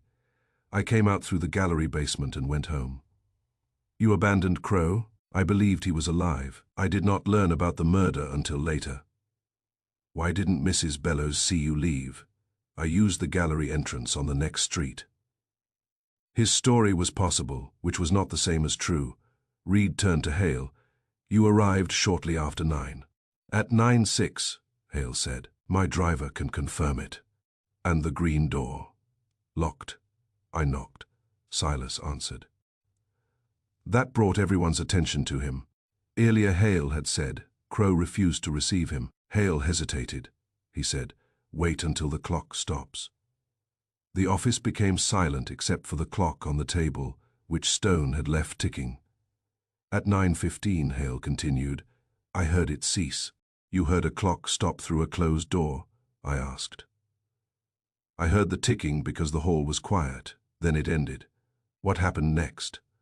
"I knocked again. No one answered. I assumed Silas was playing another of his games." "Was the door locked?" "Yes." "Did you enter the tunnel?" "Number, did you know the fireplace opened into one?" Hale's answer took too long. "I knew an old passage existed," he said. "I did not know Crow had restored the entrance." Reed studied him. "The false time places you at the door when Crow supposedly died. I understand that. Who knew when you would arrive?" "Silas, Ames, and my driver." "And anyone Silas told," I added. The arrangement was elegant. Hale arrived at 9. 6 Crow's clock stopped at 9:15. Crow was found dead behind a locked door. Hale had the motive, the museum connection, and knowledge of the old scandal. The false time wrapped the evidence around him like a gift. Too neatly. Reed paced to the bookshelves and back. "Somebody built the scene to frame Hale," Hale said. "At last. That does not make you innocent. It means someone wanted us to stop looking after we arrested you." Wolfe opened his eyes. "Mr. Reed, you continue to assume that Mr. Crow died before the clock was stopped." Reed turned. The doctor placed death between 8:45 and 9:20, a broad interval. "What are you suggesting?" "That Mr. Crow was alive when Mr. Hale heard his voice at 9:06. The person who stopped the clock at 9:15 may have done so at Crow's instruction. The murder may have occurred after 9:15, I said. "Then the false time was part of Crow's trap." "Yes, Mr. Crow intended the stopped clock to establish that Mr. Hale was present at a crucial moment. He was gathering proof of the old crime. But someone learned of his plan, entered through the tunnel after the clock stopped, and converted his trap into a murder scene." Owen stared at Wolfe. Then the person I heard entering the study was probably the killer, Reed asked. Who knew Crow planned to stop the clock? Wolfe looked from Owen to Hale, then to Julian, Lydia, and Walter Ames. That, he said, is the first useful question this morning. Grant telephoned 5 minutes later with the result of the thread comparison. The brown strand caught beneath the green door did not come from Owen Marsh's coat. His cloth was wool. The thread from the door was dyed cotton, the kind used in cheap picture covers and warehouse packing cloth. The same cloth Walter Ames claimed had been tied across his mouth. Reed put down the receiver. If the cloth passed under the green door, he said, then whoever used it was inside the study. Or inside the tunnel, I said. Wolfe shook his head. The thread was caught in fresh paint near the hinge. The green door was opened while the cloth passed through it. But the door remained locked, Reed said. Afterward. The answer came from Lydia. She stood beside my desk holding one of the photographs taken at the murder scene. The key, she said. Look at the key. In the picture, the key was visible in the lock on the study side. A thin cord had been tied through the hole in its handle. The cord ran downward and disappeared beneath the green door. When Reed's men removed the hinge pins, the cord must have been pulled loose and mistaken for packing thread.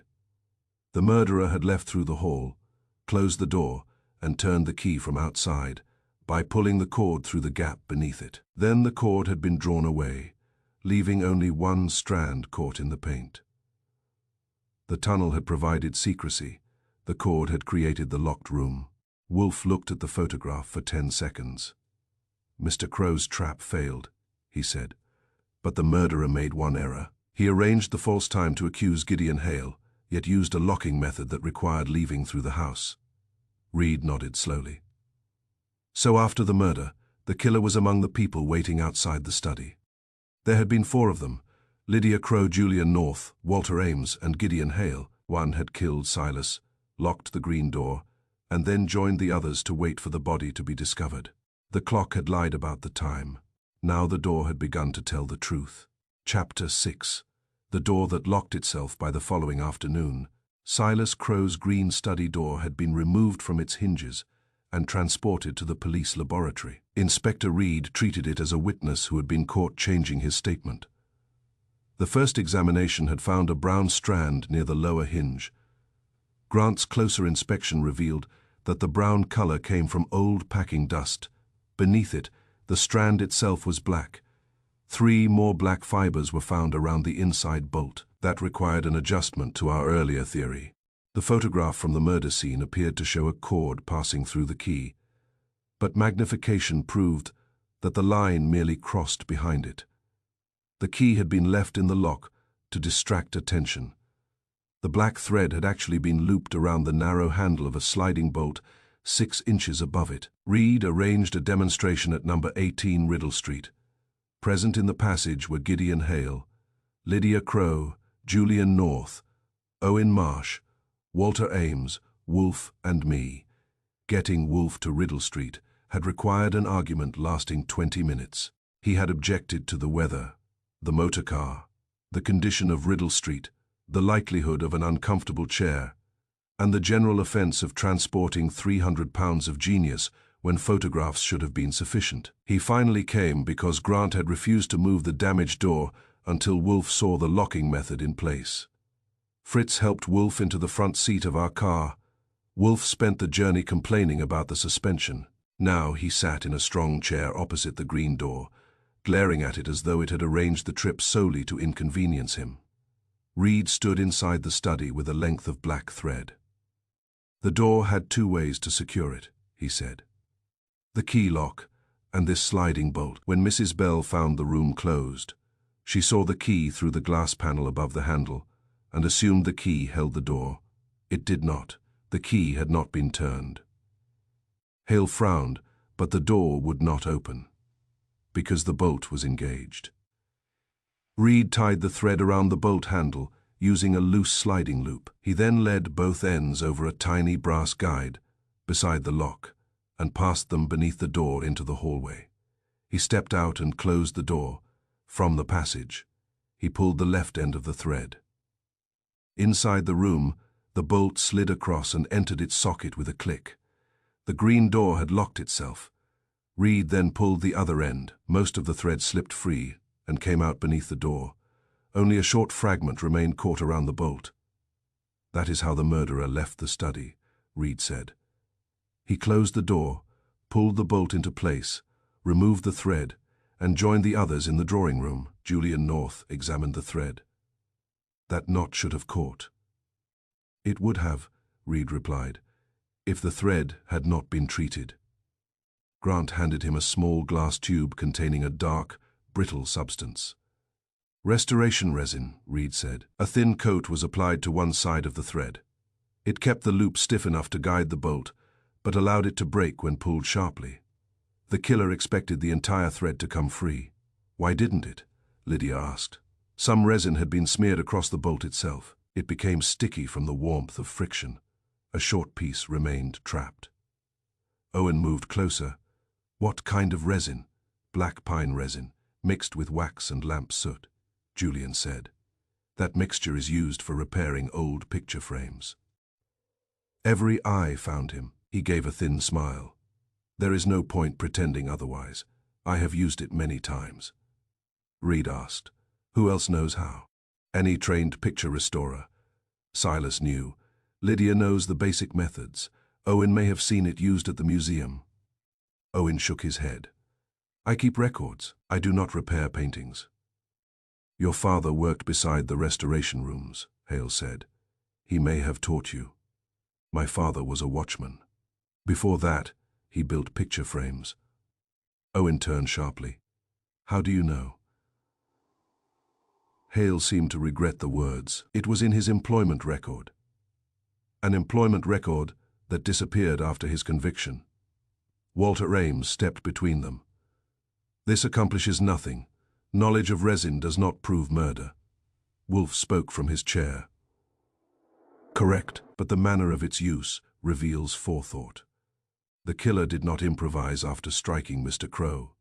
The thread was measured, stiffened, and prepared in advance. The murderer knew the dimensions of the bolt, the width beneath the door, and the amount of force required to break the loop."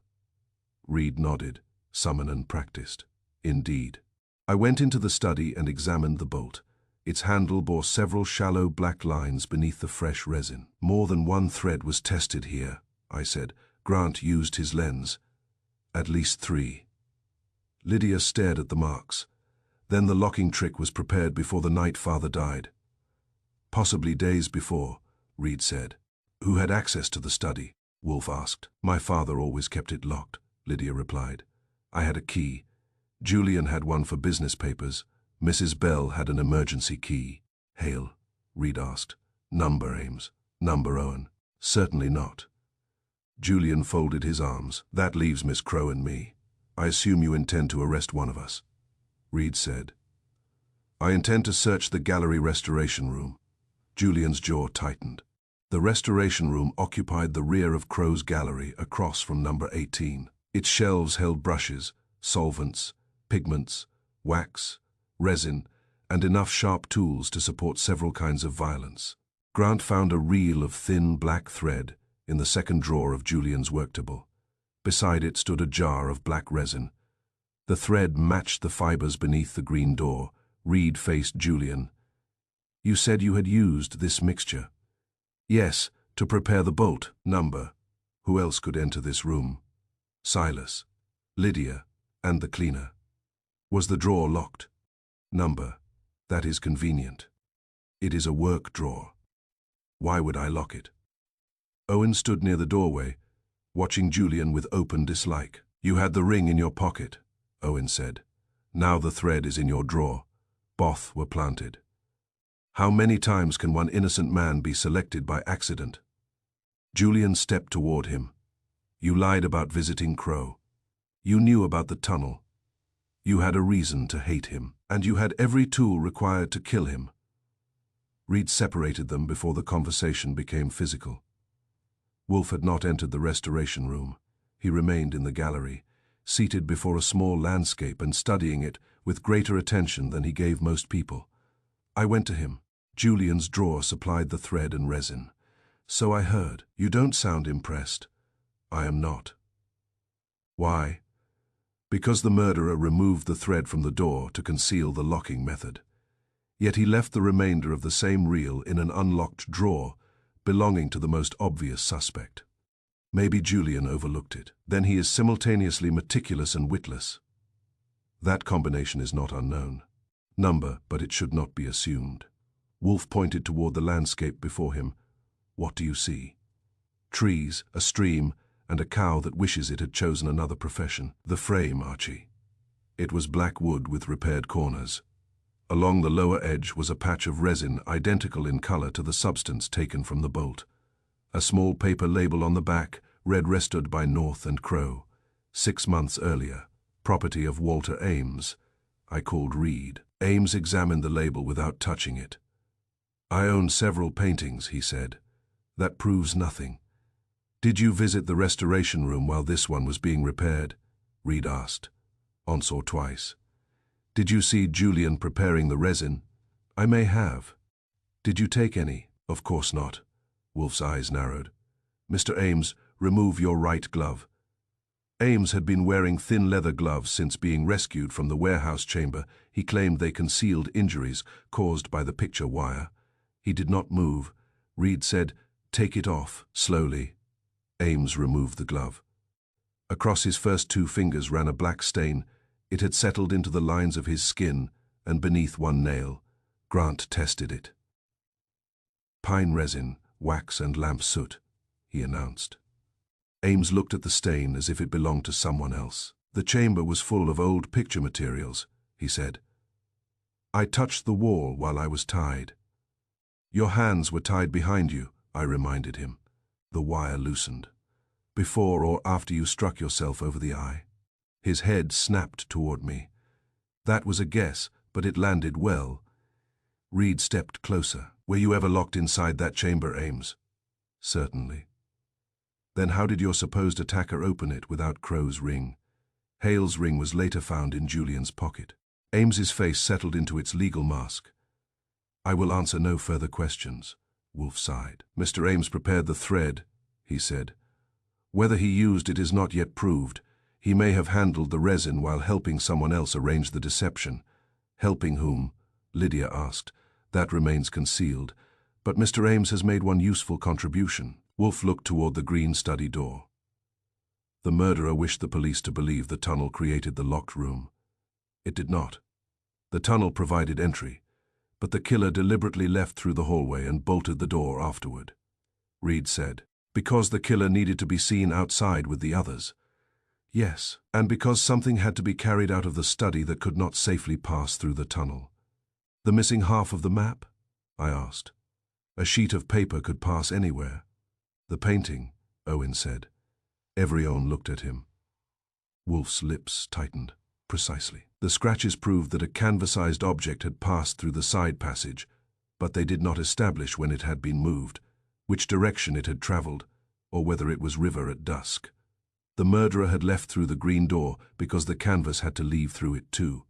Reed ordered the house searched again. In the side passage, behind a curtain near the front entrance, Grant found 2 parallel scratches in the floor. They were 32 inches apart, the exact width of the vanished canvas. The green door had locked itself, but the marks in the side passage showed that someone familiar with the house had used the concealed route to move a large framed object. Whether that happened during the murder or afterward remained unanswered. Chapter 7. Beneath Riddle Street. The second storm arrived on Friday evening with thunder loud enough to rattle the windows of the brownstone. Wolfe had just completed dinner and was discussing the proper temperature of the plant rooms when Inspector Reed telephoned. The police had found a second black cross on the enlarged photograph of the completed map. The first marked the chamber beneath the Bracken warehouse. The second, nearly hidden beneath faded ink, marked the third railway arch beyond it. Wolfe examined the photograph at his desk. The orchids were safe upstairs under Theodore's supervision. Fritz was guarding the kitchen, and I had been elected to go underground. The second cross is incomplete, I said. No, Wolfe replied. It is covered. He used a lens to indicate 3 newer lines drawn over the mark. Together they formed part of a warehouse wall. Silas concealed the location before photographing the map, I said. Or the map had been altered before he acquired it. Either way, Reed intends to break through the 3rd arch tonight. Mr. Reed confuses weather with urgency. The warehouse may be flooded by morning. Then go, take sufficient light and insufficient confidence. That was his farewell. At 10, I met Reed at the Bracken warehouse. Owen Marsh and Gideon Hale were waiting beneath the iron awning. Reed had brought 4 officers, an engineer, 2 electric lamps, and enough tools to disassemble a bank. Hale objected to being taken inside. You admitted knowing about the map, Reed told him. You will help identify whatever we find. I have already told you what happened 28 years ago. You have told me what you selected from what happened. Owen stood with rain running from the edge of his hat. He is afraid of the ledger. Hale turned. What ledger? My father mentioned one in a prison letter. He said every painting moved through the warehouse had been recorded in a leather book. I know nothing of it. You knew he was innocent. I knew only that questions remained. My mother died while you protected your questions. Reed stepped between them. Save it for a dry room. We entered through the warehouse basement and followed the old passage toward the railway line. The first chamber, where Walter Ames claimed to have been imprisoned, remained empty except for broken crates. Beyond it, the tunnel narrowed. Water moved around our boots. The brick walls sweated, and every thunderclap traveled through the ground like a heavy cart passing overhead. The old railway arches had been built side by side to support tracks that no longer existed. The first arch was open. The second had collapsed. The third appeared to end in a wall of blackened brick. The engineer studied the map and measured the distance from the warehouse foundation. There should be another 12 feet beyond this wall, he said. Reed looked at Hale. What was there? A storage chamber, Hale replied.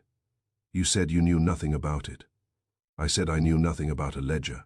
That distinction may comfort your lawyer. The mortar between the bricks was cracked but not ancient. Someone had sealed the wall after the railway closed. The engineer selected a section away from the main support, and the officers began removing bricks. Behind the wall was an iron door.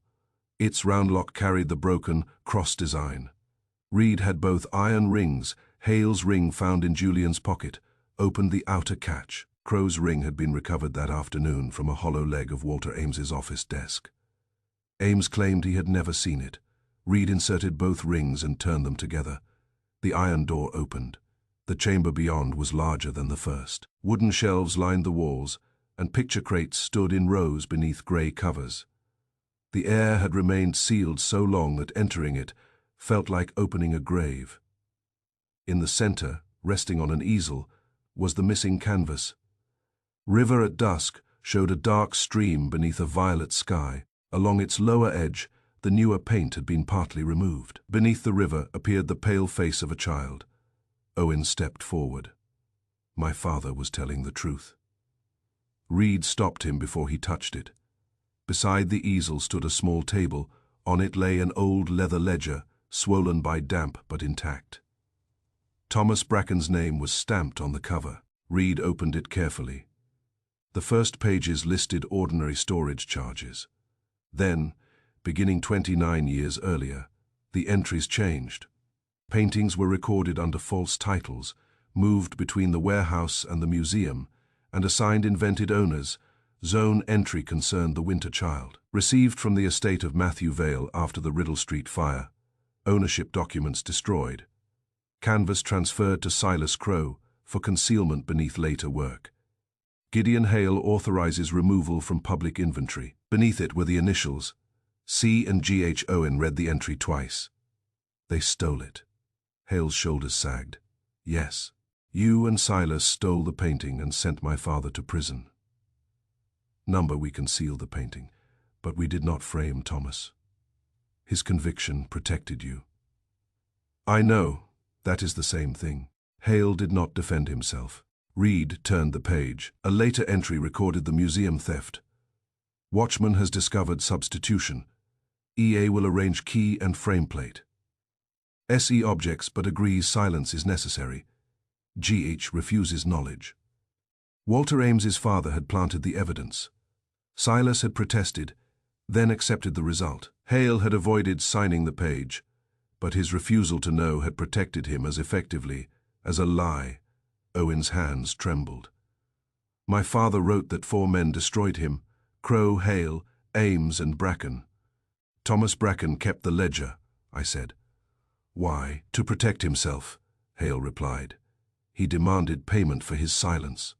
Reed asked, who killed Matthew Vale? Hale stared at the wet stone floor. The fire was called an accident. That wasn't my question. I don't know. Thunder struck above us. One of the electric lamps flickered. The engineer looked toward the cable running through the open iron door.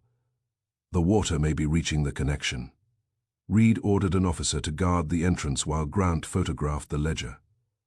I examined the picture. The dark river had been painted in heavy layers over the child's face, but Crow had recently begun removing them. A clean strip showed the child's hand holding a small silver compass. The design matched the bronze compass used to kill Silas. I was bending closer when the lamps went out. The darkness was absolute. Someone moved behind me. Aya's shoulder struck my back, and I went against the easel, Owen shouted.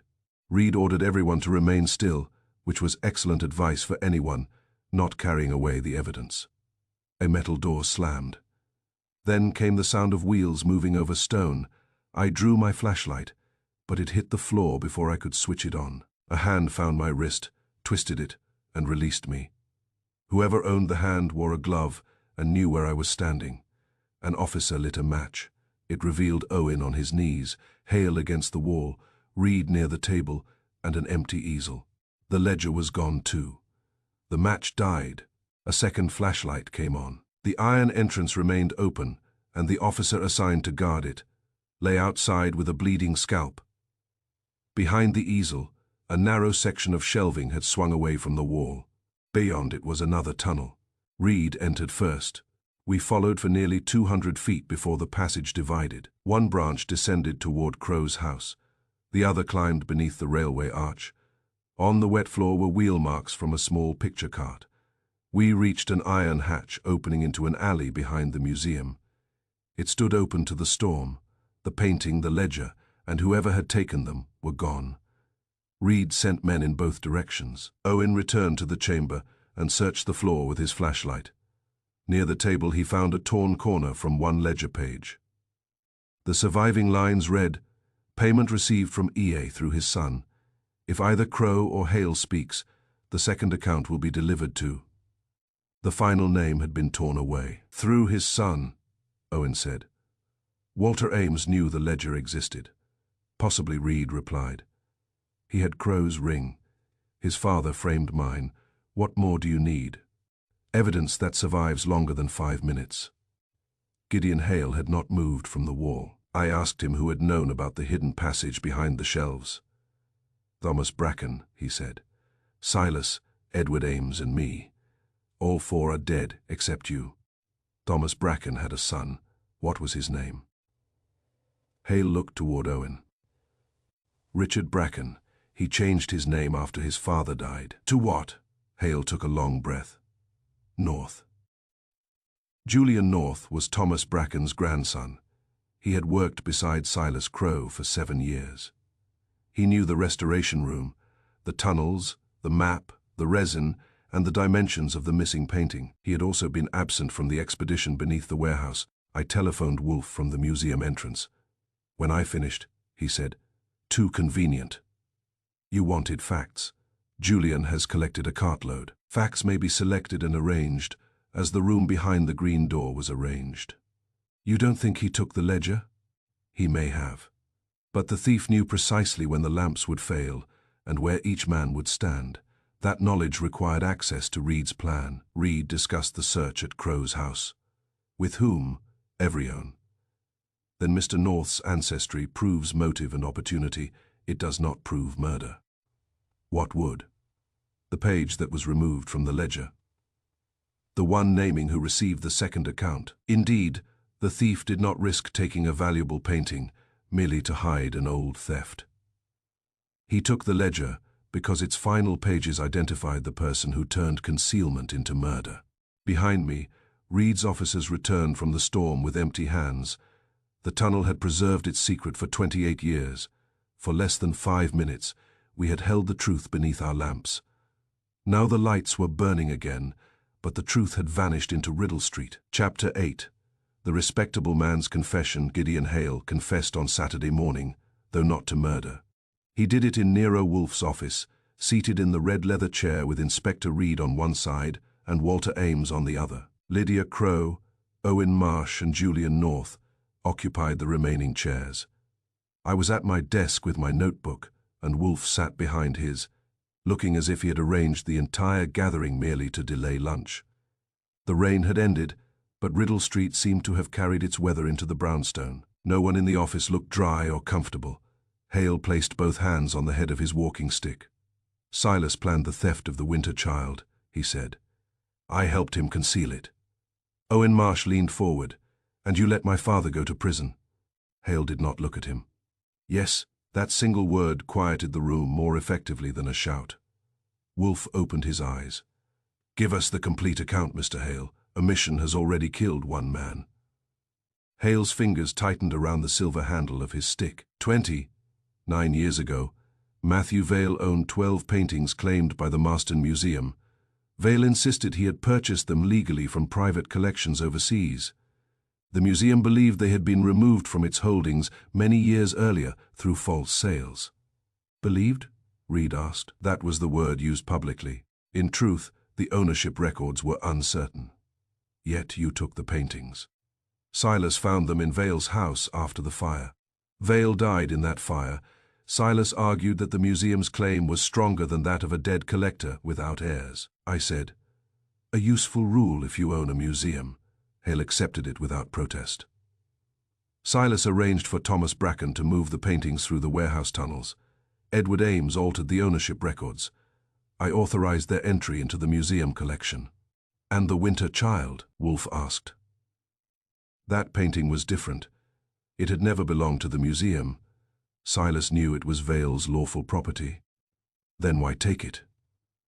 Because Silas recognized its value at the time. The painter Caleb Ward had only begun attracting notice. Silas predicted that the picture would become famous, so he stole it for profit, Reed said. At first, yes, but selling it was impossible. Vale had recorded the painting in letters sent to several dealers.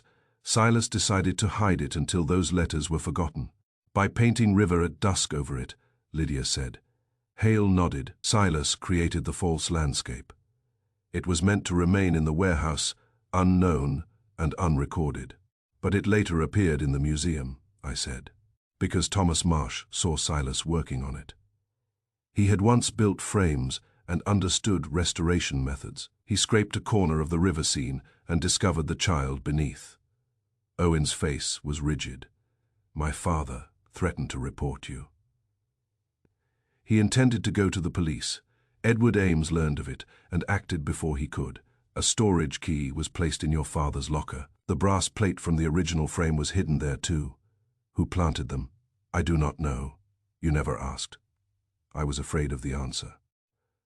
Owen stood. Reed placed a hand on his arm, but Owen shook it away. You testified against him. I testified that the key opened the storage room and that the plate belonged to the missing painting. You knew the painting had never been in that room.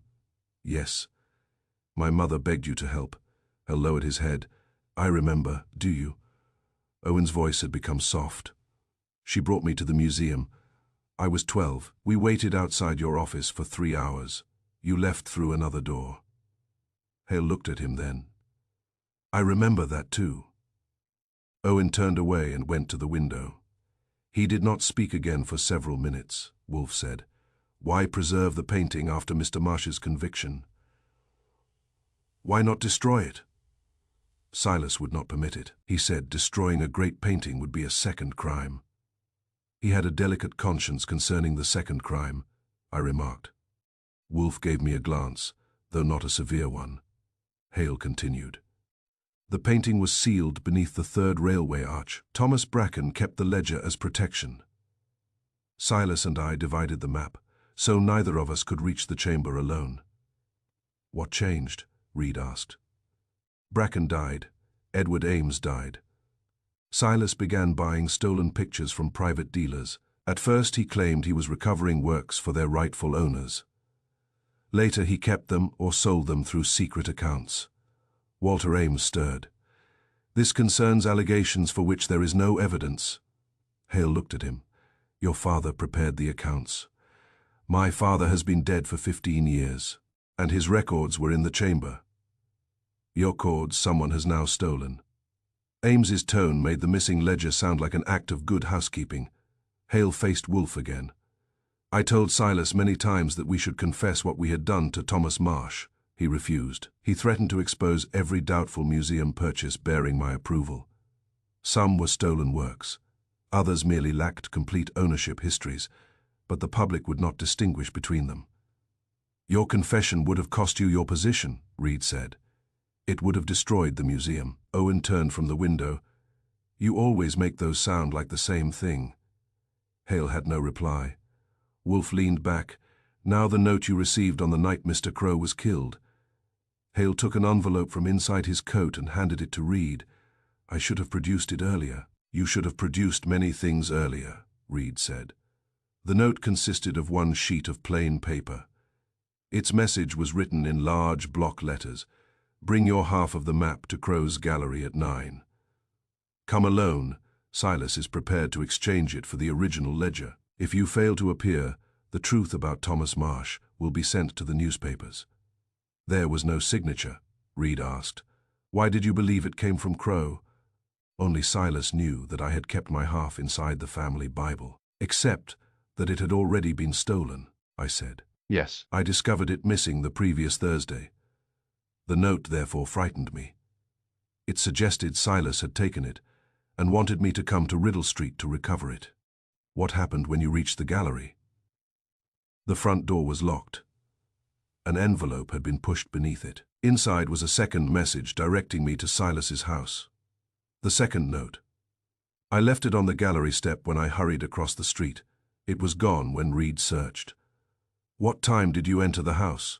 Shortly after 9. My driver remained in the car. And Silas spoke to you through the green door? Yes, he said. Wait until the clock stops. Did the voice sound normal? Wolfe asked. Hale considered. Lower than usual, muffled. Could it have been another man imitating him? Hale stared at Wolfe. Perhaps. Reed laid the note on my desk. If Silas didn't write this, someone arranged to have Hale present at 9.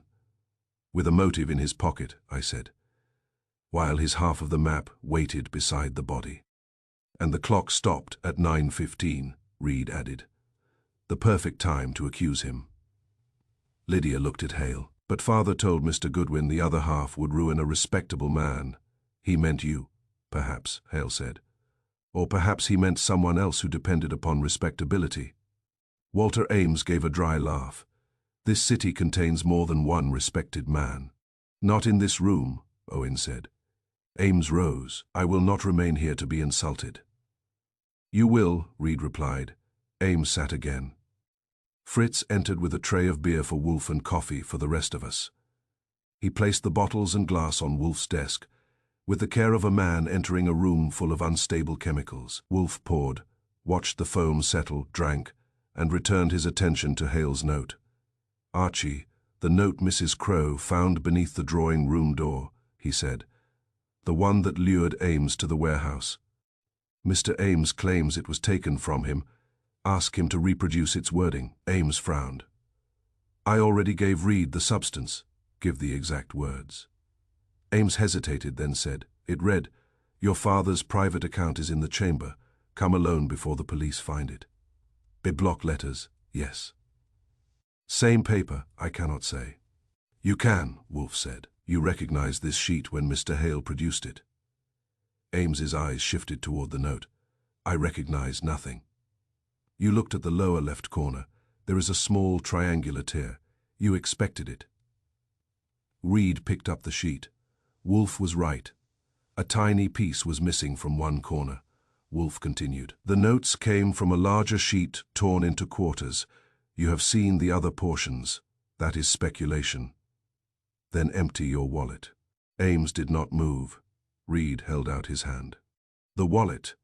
Ames removed it and placed it on the desk. Reed examined its contents: currency, cards, 2 keys, and a folded scrap of paper bearing a telephone number. The scrap fitted the torn corner of Hale's note. Ames stared at it. That proves only that I received a note from the same pad. Where? Reed asked. In my office. Weeks ago. From whom? I don't remember. Your memory has legal training, I said. It knows when not to appear. Grant was waiting in the front room. Reed called him in to examine the note under a side lamp. He found faint pressure marks beneath the block writing. The writer had placed Hale's note on top of another paper while composing it. Grant shaded the marks and read the hidden line. North Restoration Room, rear drawer, black thread and resin. Julian North stood so quickly that his chair struck the bookcase. That is where the police found the materials used on the green door. Yes, Reed said. Someone wrote himself a reminder before planting them. Ames's face remained composed, but a small pulse moved at his temple. Lydia asked, "Did Mr. Ames write the note?" Grant shook his head. The block letters cannot be identified yet, but the pressure marks came from ordinary handwriting. We may be able to compare them, Wolfe said. Do so with samples from everyone present. Reed collected the samples. Hale wrote slowly. Lydia's hand was narrow and upright. Owen pressed hard enough to mark the page below. Julian's letters leaned sharply to the right. Ames refused until Reed reminded him that a court order would be less comfortable. Grant compared the words North Restoration Room with the samples. They do not match Ames, he said. Ames allowed himself a breath. They match Miss Crow. Lydia did not move. Julian turned toward her. You wrote the note, number. The words are yours. I wrote those words for Father. He dictated a list of places to search if anything happened to him. When? Reed asked. The afternoon before he died. Who saw the list? Lydia looked toward Walter Ames. I placed it inside Father's new will.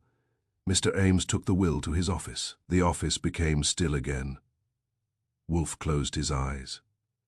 There, he said, is the construction. Silas Crow prepared a trap for Gideon Hale. He dictated instructions to his daughter. Mr. Ames obtained those instructions, copied their plan, and altered it. The murderer knew the map would accuse Hale, knew the clock would stop at 9:15, knew where the thread and resin could be found, and knew how to place Julian North beneath suspicion. Ames said, "You have not proved that I killed anyone." "No," Wolfe replied. "Not yet." Reed picked up Hale's note. "But we have proved that someone needed Hale at Riddle Street," he said. "Someone who wanted the museum scandal exposed just enough to supply a motive, but not enough to reveal the second account." Hale's confession had destroyed his reputation. It had also cleared away the respectable mask the murderer had placed over the crime. Underneath it, Walter Ames was no longer smiling. Chapter 9. The third arch-mistake. Inspector Reed gathered us in Silas Crow's study on Saturday evening. The green door had been rehung, though its lock and bolt remained marked with police labels. The stopped desk clock stood where it had on the night of the murder, its hands fixed at 9:15. The bronze compass lay inside an evidence box. A photograph of the completed map had been placed beneath glass on the desk. Wolfe refused to attend. A reconstruction, he had told Reed, is useful only when the facts being reconstructed are not selected to support a conclusion already reached. Reed had asked whether that meant Wolfe objected. "It means Archie will attend." So there I was, standing beside the fireplace with Lydia Crow, Gideon Hale, Julian North, Walter Ames, and Owen Marsh. Reed occupied the center of the room. Grant waited near the green door.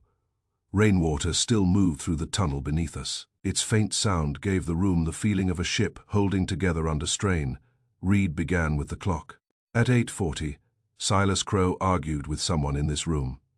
At 9:06, Gideon Hale arrived and heard a voice tell him to wait until the clock stopped. At 9:15, someone deliberately halted the clock by inserting folded paper into its mechanism.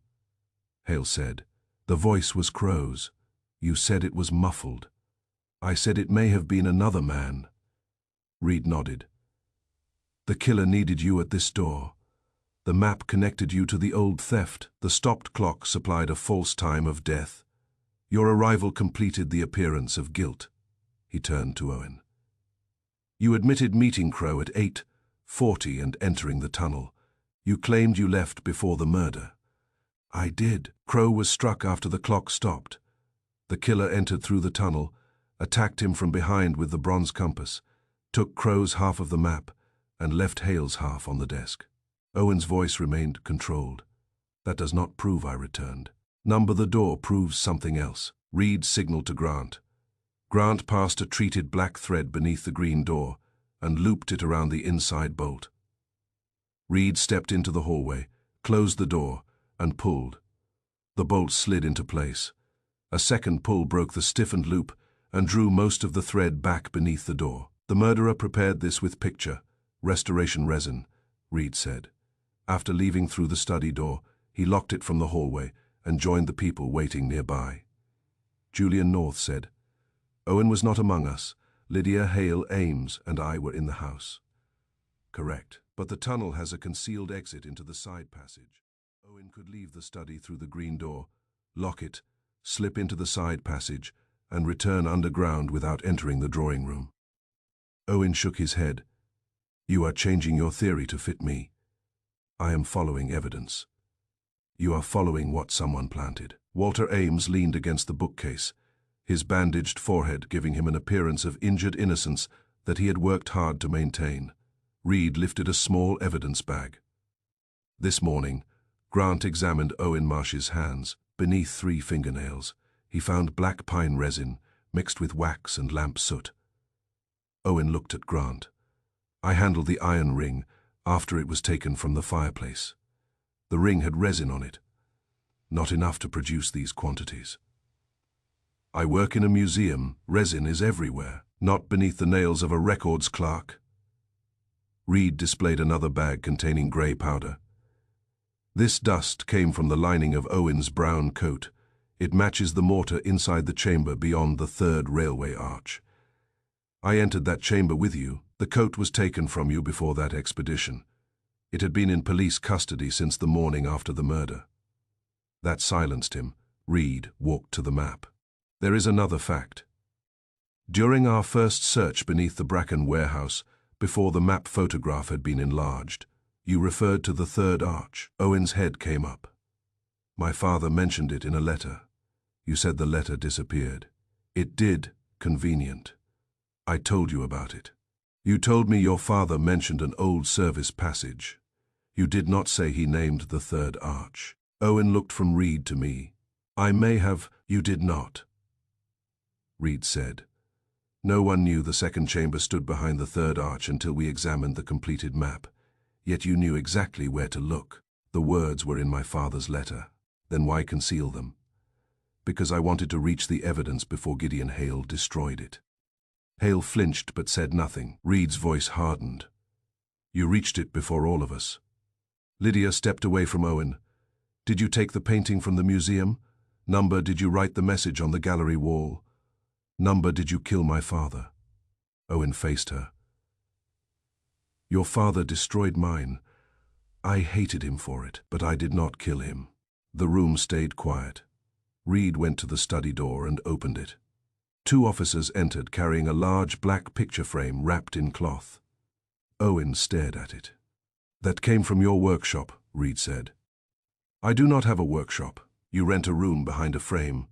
Make a shop on Carter Lane under your mother's family name. Owen said nothing. The officers placed the frame on the carpet. It was nearly 5 feet high, decorated with carved leaves, and deep enough to conceal more than a canvas. Grant released 2 hidden catches. The back opened. Inside lay River at dusk. A strip of paint had been removed, revealing the pale face and silver compass of the winter child beneath it. Behind the canvas was Thomas Bracken's leather ledger. Owen took 1 step toward the frame. Reed blocked him. I have never seen that frame, Owen said. The landlord identified you. The rent receipts bear your handwriting. I rented the room to examine old museum records privately. Anyone could have entered it. The door was locked. Hale's ring opens old bracken locks. So does Crow's. The rings were in police custody. Not on the night the painting vanished. Reed removed the ledger and opened it to the final pages. The page naming the recipient of Thomas Bracken's second account was missing. So were 3 pages listing payments made after Thomas Marsh's conviction. The murderer did not steal the ledger to destroy it, Reed said. He stole it to remove the entries that exposed his own purpose. What purpose? Julian asked. Reed looked at Owen. Money. Owen laughed once, without humor. My father's innocence was worth more to me than money. The painting is worth millions. You discovered it remained hidden beneath river at dusk. You planned to take it and expose the old theft only after selling it through a private dealer. Crow learned your plan. He arranged the 9:15 meeting to force Hale to confess and restore Thomas Marsh's name before you could act. That is a lie. You argued with Crow. You entered the tunnel. You knew the chamber. You knew restoration methods from your father. You killed Crow, took the map, planted Hale's half-framed Julian with the iron ring, and later planted evidence against Ames when suspicion moved too close. Walter Ames straightened. Then the stain on my hand, put there while you were unconscious in the warehouse chamber, Reed said. Owen imprisoned you because he needed time to locate your father's second account. Ames nodded, slowly, accepting the gift. I watched him. His relief lasted only a moment. But it was genuine, Reed continued. Owen also cut the power beneath the third arch. He knew the hidden exit and removed the painting and ledger on a wheeled cart. He placed both in his workshop, where he intended to separate the winter child from the false landscape. Owen turned to me. What does Wolfe say? Wolfe says conclusions should fit all the facts.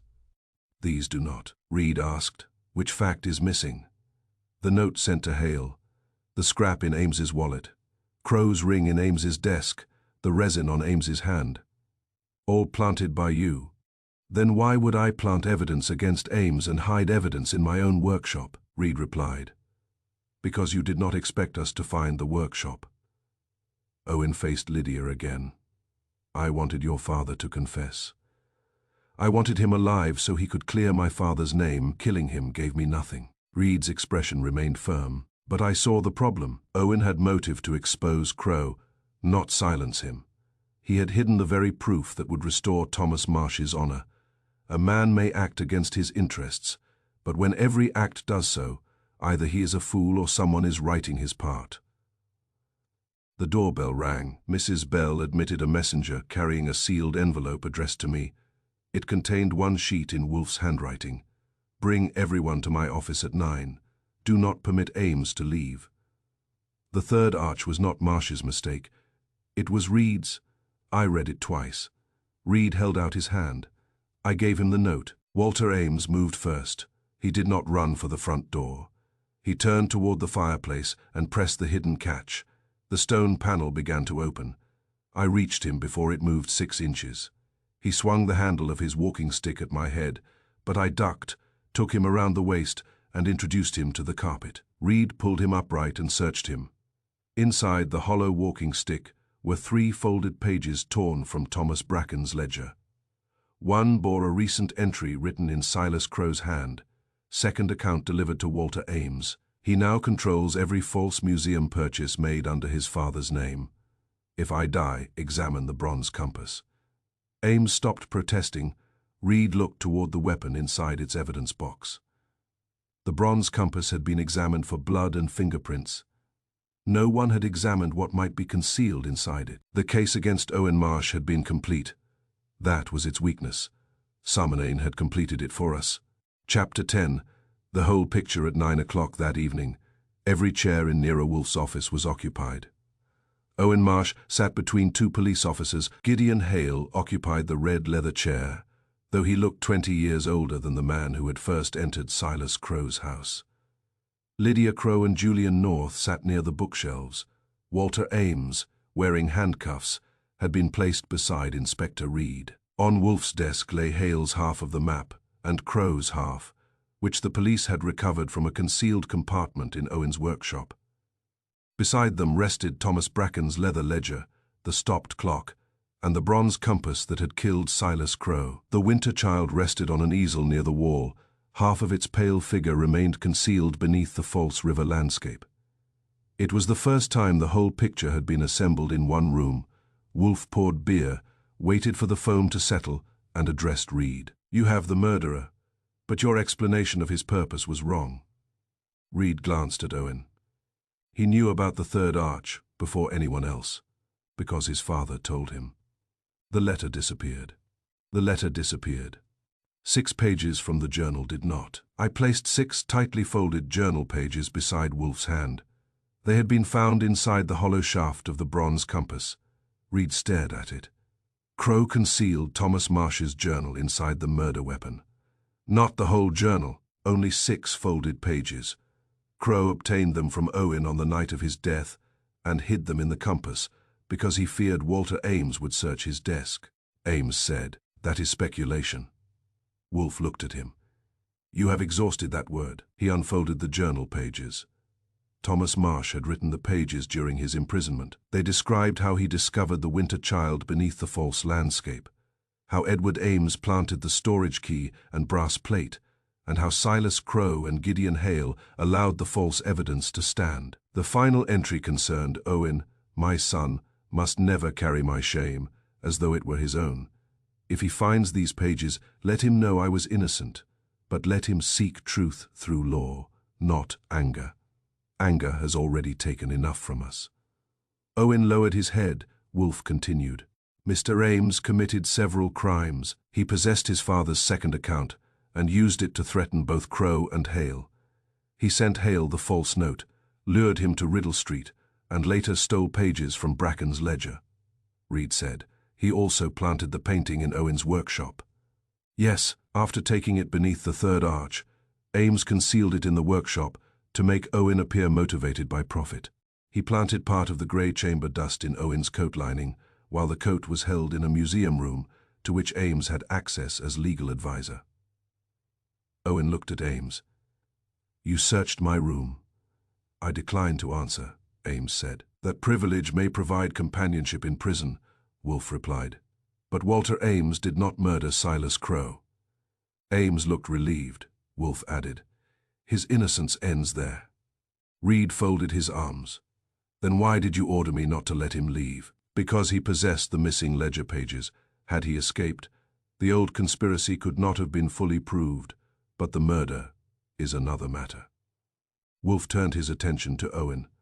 "You found your father's complete journal 6 weeks ago." Owen did not reply. "It had been hidden in a frame returned to the museum after your father's death." Wolfe continued. "You learned that Crow, Hale, Edward Ames, and Thomas Bracken had condemned an innocent man.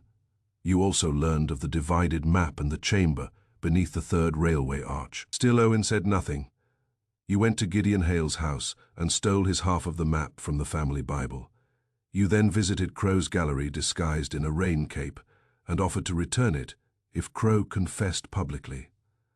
Hale looked at Owen. "You took it?" "Yes," Owen said quietly. Julian North asked, "Why give it to Crow?" "I did not give it to him. I kept it until the murder night." Wolfe nodded. "You intended to join both halves, recover the painting and ledger, and force the conspirators to clear your father's name. You prepared the black thread and resin in advance because you planned to enter Crow's study through the tunnel, take his map, and lock the green door behind you," Reed said. "So the locking trick existed before the murder."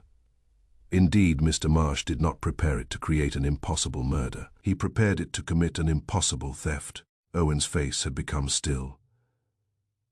"At 8:40, Wolfe continued, you met Crow in the study.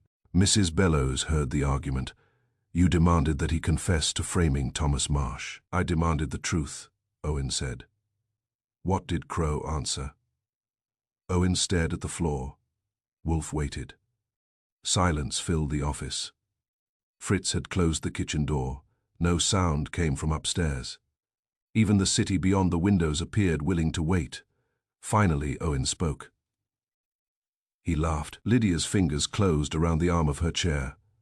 My father laughed at you. He said my father had been a weak man. He said an innocent man with courage would have escaped disgrace, while my father allowed prison to break him. That does not sound like father. Owen looked at her. You knew him as his daughter. I knew him as one of the men who killed mine. Wolfe said, Crow took the journal pages from you. He said he needed proof before accusing Hale and Ames. I believed him at first. Then he opened the compass and hid the pages inside. He told me he would reveal only enough of the scandal to control Hale. He intended to keep the painting. Hale closed his eyes. He had not changed, Owen continued. He was arranging another bargain. What happened then? Reed asked. Crow told me to wait in the tunnel. Hale would arrive after 9. Crow had arranged the stopped clock as part of his trap. At 9:15, I heard the clock cease. Then I returned to the study. Through the tunnel, I thought. The route marked by the divided map had brought him back beneath the cold fireplace. Crow was standing beside the desk, Owen said. I asked him once more to sign a confession. He refused. He said my father had served his purpose, and that dead men were useful because they could not object to the stories told about them. Owen looked at the bronze compass. I placed 6 tightly folded journal pages beside Wolfe's hand. They had been found inside the hollow shaft of the bronze compass. Lydia whispered, and struck him. Yes, there was no drama in the word. It was too heavy for drama. He turned away from me. Owen continued. I struck him once. He fell beside the desk. Reed asked, Why construct the locked room? I panicked. Then I saw Hale's half of the map in my coat. I placed it on the desk and took Crow's half. I enlarged the black cross and covered the museum stamp with ink. I wanted the police to believe Hale had brought the map and killed Crow. You planted Hale's ring on Julian, Reed said. I had taken Hale's ring from his Bible with the map after the murder. I dropped it in the drawing room while leaving. I did not know it had fallen into Julian's coat pocket until later. Julian gave him a cold look. Another accident that nearly put a rope around my neck.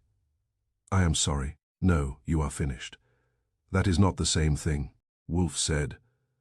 After striking Crow, you left through the green door rather than returning to the tunnel. Owen nodded.